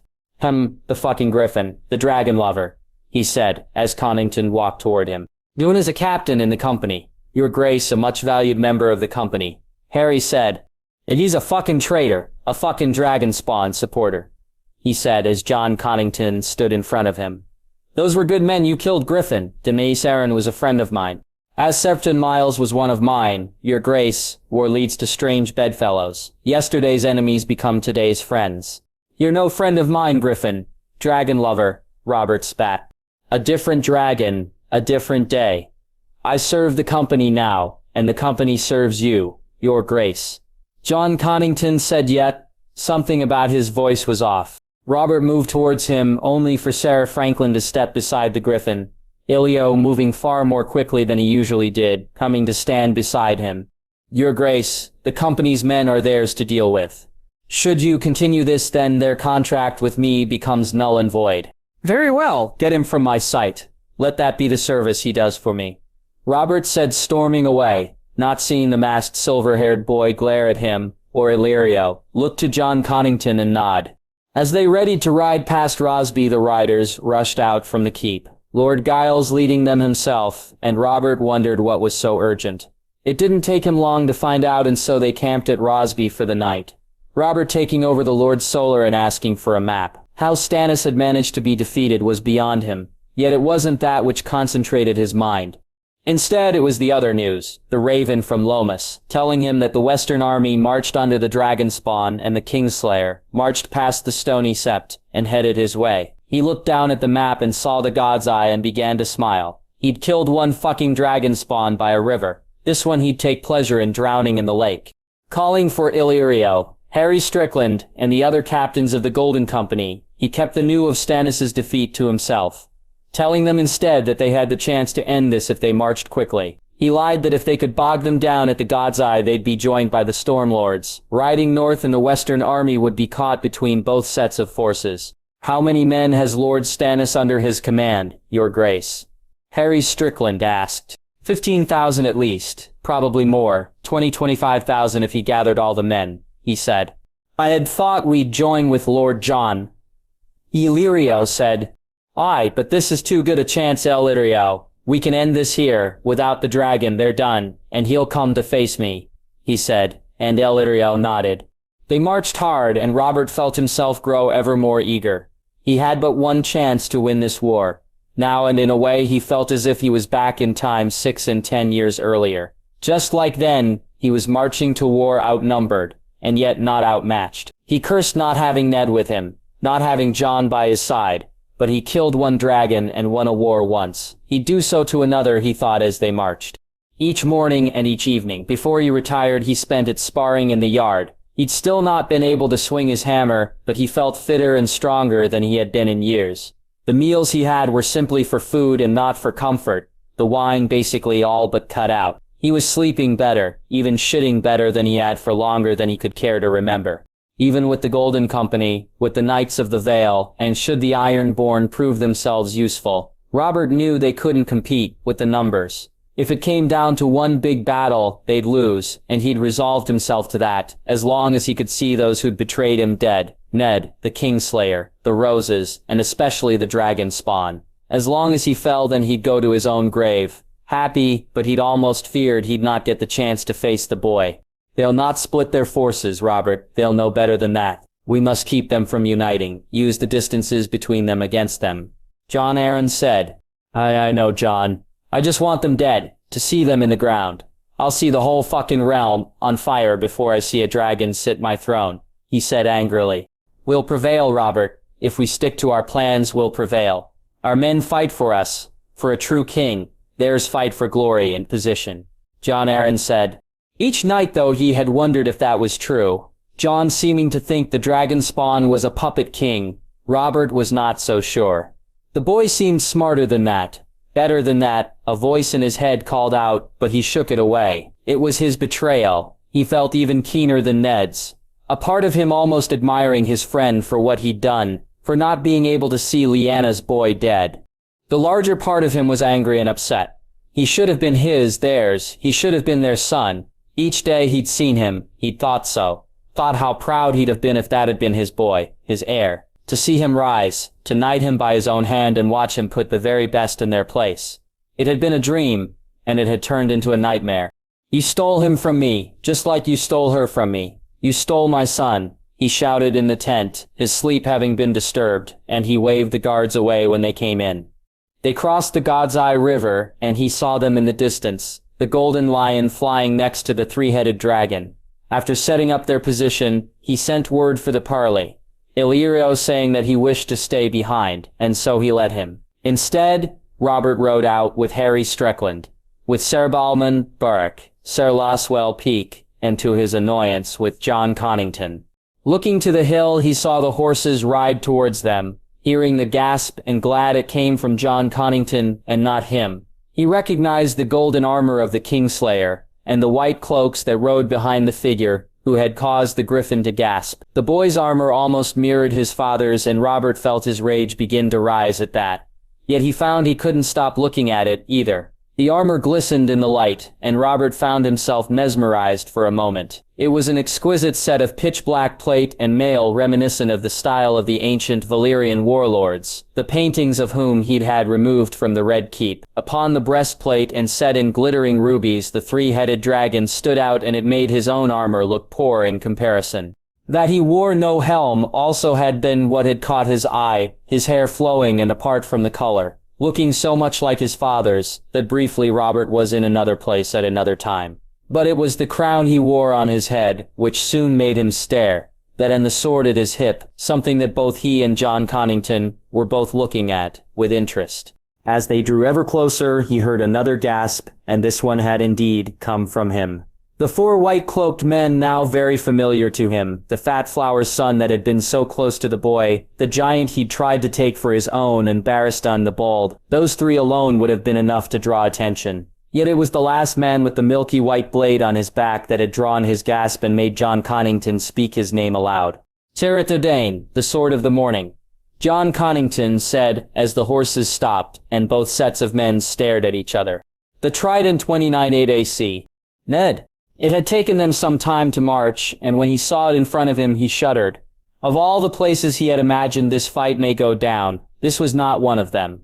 The Trident held many memories for him, none of them good. Over the years he'd wondered about that day, thought about what could have happened had he known the truth.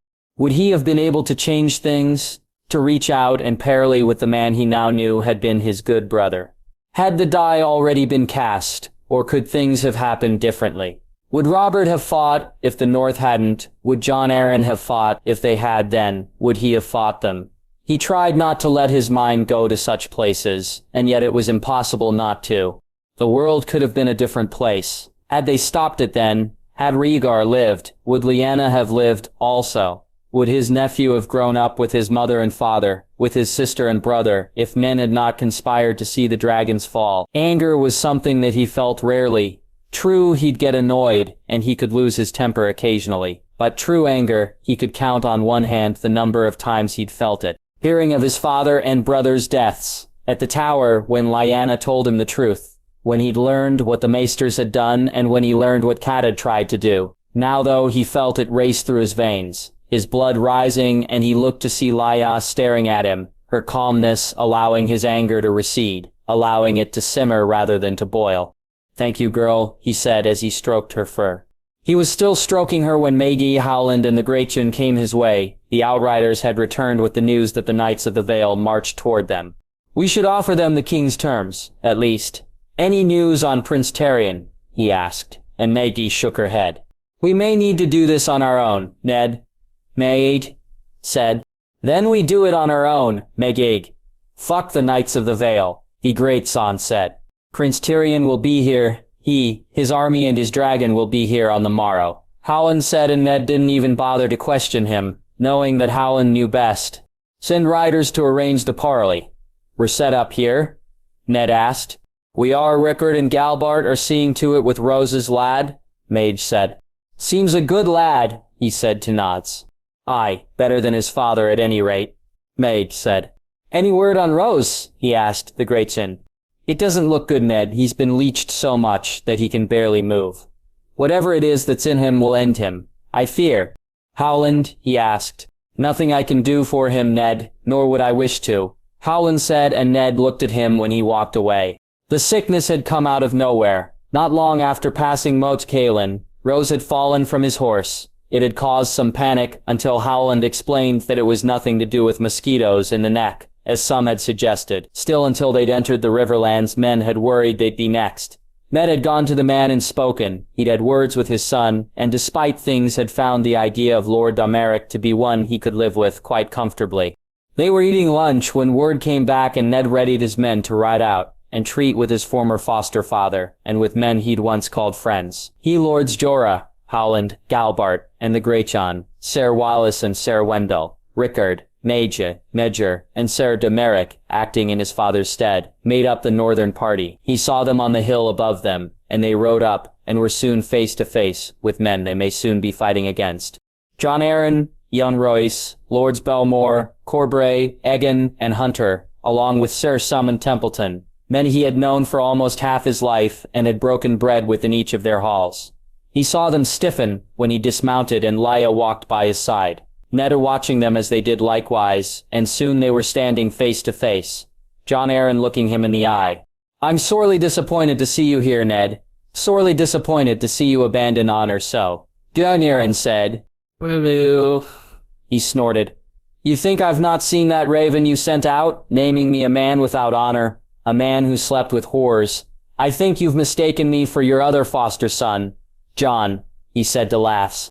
You rise against the king, Lord Stark, seek to put a bastard on his throne. Yoon said. Do I, Yoon? Some kings don't deserve the crown they wear. Not after the lies they and men that serve them spread, nor do they after the crimes they have participated in. To murder a boy with your own hands, to sow in front of his mother, to kill every member of a household, and to do so without trial. Is this the honor you taught him, Joan? Is this what the Vale has come to? Even here in front of men who once called you friend, you lie. Ned, is there no depth you won't sink to? Jon Arryn said, shaking his head. When I've been the one lied to all his life, I'll not take rebuke from the man who told the gravest lie of them all. How long did you know, Jon? You and Robert? How long did you know of Lyanna and the letter she wrote? Why did you keep it from me? He said, his anger rising. I know nothing of your sister, other than Robert loved her and you now seek to sully her memory with lies and untruths. Jon Arryn said, and Lya began to growl. Careful, Jon. I may not break parley, but I'll not make the same guarantee about my wolf. You lied to me, Jon. To me, the man you once called your son. Knowing that, I'm sure I'm not the only one here. You've lied to, he said, looking to the others. How dare you sully your betters, savage? Lord Aegon said. Betters? All I see are a load of fancy fools in armor. Fools who forget it wasn't the Knights of the Vale who won the rebellion. It was the North. Or do you not remember your broken army? Or Robert's broken army? Do you forget when we were the only ones able to march on to King's Landing? Maggie said. Had the truth not been kept from us then, it would have been a march to crown the rightful king and not to place a usurper on his throne. Jorah said. Something that we've managed to rectify all these years later, the Greyton said, laughing. Even your lords are spouting the same lies now, netted. The boy is a bastard. Your bastard. Are you so desperate for the throne that you'd use her name to claim it? Jon Arryn said. Don't mention my sister in my presence again, Jon, lest we find out just how far you can fly. Tell these men the truth for once in your life. Let's walk from here as friends, and I'll seek my nephew's forgiveness and give you mine own. Keep your head and those of your men, Jon. Stop the lies, he said. The only liar here is you, Stark, and I curse the day I ever welcomed you in my halls. Jon Arryn said. As do I, Jon, as do I. Well, since you won't tell the truth, then I shall. Your wait for Stannis will be a long time coming, or has he not told you that Dorne rises for the true king? Lies, damn lies. Jon Arryn said, though Ned saw one or two men look to the Lord. My king offers you but one chance. Bend the knee and he'll forgive you rising. He'll accept your claims and seek no retribution. Do not, and when we win this war, and we will, then you'll face a dragon's wrath," he said, looking to the men. "I spit on your terms, Ned, and offer you mine own. Give up this folly and I'll let your son keep Winterfell. Your lords can return north, and will seek no further respite. You can take the Black and join your brother, and your nephew will lose his head," Jon Arryn said. The laughs rang out then, the northern lords almost doubling over, and Lya's growls were the only thing louder. "Your line ends with you, Jon. Just like Robert's, your child is not yours. House Arryn dies tomorrow, and just so you know, I'll take the greatest of pleasure in it." "Listen, Jon," Ned said, as everyone quietened down, and Lya began to howl. "The quiet wolf is quiet no more, and wolves are far better hunters than falcons." They mounted up and rode away, and Ned for once felt ready for war, eager for the battle to come. He had given him the chance to come clean, and the man had shown who he truly was. As high as honor were words, and they meant nothing. Chivalry and being a faithful man meant nothing. Liars deserved all they got, and this liar had cost him far too much. Winter was coming for Jon Arryn, and as he rode he felt his lip curl into a snarl, and when he looked down at Lya, she seemed eager to feast. Bravos 2098 AC. House of Black and White. The kindly man. The man had waited a number of days for an audience, and they kept him waiting on purpose. The kindly man spending his time speaking to his god and asking what his plans were, yet finding no answers for quite some time. After half a week he gave up and allowed the man to enter, enjoying the nervous way he looked around the hall. The other petitioners were either speaking to priests, praying to the gods, or sitting and praying by the pool. "My master sent me to speak to you," Ithaldar said. "And what does Magister Illyrio require of the many-faced god?" he asked, seeing the man's shock that he knew who he served. These pitiful men, not knowing the truth of the world they lived in, always amusing him. "A death. Who does he wish the gift given to?" he asked, and watched as the man nervously handed him the note. He opened it and looked it over, and was unsurprised to see the Magister had told the full truth of the man he wished dead. Some had tried to lie to them, and their fates were enough that no one would dare try to do so again. To save coin and pretend that they or the life they sought ended were inconsequential was such a foolish thing, but the man they asked them to bring the gift to was known even to him, known by many names other than the one written on this note. Jaehaerys Targaryen, true-born son of Rhaegar Targaryen, king of Westeros. The kindly man knew this man well. The White Wolf, the Winter Dragon, the prince that was promised. Even the many-faced god had an interest in Jon Snow. He looked to the man who was watching him nervously, and so he smiled, putting him at ease somewhat. "What offering does the Magister make for this man to receive the gift?" "1,000,000 gold dragons," Ithaldar said. "Pitiful," he said, walking away. "1,500,000. Ithaldar shouted after him. "2," he almost screamed, forcing the kindly man to stop. He turned and walked back to him, looking him in the eye before he smiled and saw the man breathe a huge sigh of relief. "Come back in 3 days, and we'll give you our decision," he said, and Ithaldar nodded before hurriedly leaving. The kindly man walked past the pool and up the stairs. When he reached the 3rd floor, he passed by the faces on the walls, moving to the holy sanctum and kneeling down to pray, asking his god once again for guidance, and smiling when it finally came. He rested easy that night and woke early the next morning. He watched on as the wife continued her training and as the servants cleaned the floors and readied the house for the day ahead. Later that day, he met with some of his fellow priests and watched as men and women were sent on their way. Some to journey far and wide to deliver their god's gift, and some to go no further than a few streets away. They met and discussed their work and their god. The kindly man listening as some of their most sensitive secrets were discussed, smiling when he heard tale of Jaqen and where he was sent, laughing at the irony of the man being where he was, and of what they could use him to do if they wished it so. When Ithaldar came back, the kindly man asked him to sit with him, both of them sitting down alone by the pool. The room was empty for once. He told the man that their god had decided the gift must be given, and saw his smile before he offered him the water. The man looking at him strangely before he reached into the pool, and took a cup for himself, and drank it down, and Ithaldar did likewise. "Death holds no sweetness in this house. We are not warriors, nor soldiers, nor swaggering bravos, puffed up with pride. We do not kill to serve some lord, to fatten our purses, to stroke our vanity. We never give the gift to please ourselves, nor do we choose the ones we kill. We are but servants of the God of many faces, and today he's decided is to be your last." he said as Fadar fell to the floor, the kindly man looking on as the man was carried to the room to be prepared. He called for the waif and handed her the face, telling her to leave immediately. The many-faced god had work for her to do, and a name for her to offer to him. I'll see it done, she said. See that you do, he said, as he walked away and left her alone. The White Wolf had nothing to fear from the many-faced god, for even death feared the cold winds that blew, and without Jon Snow there would be no further offerings made and no one left to make them.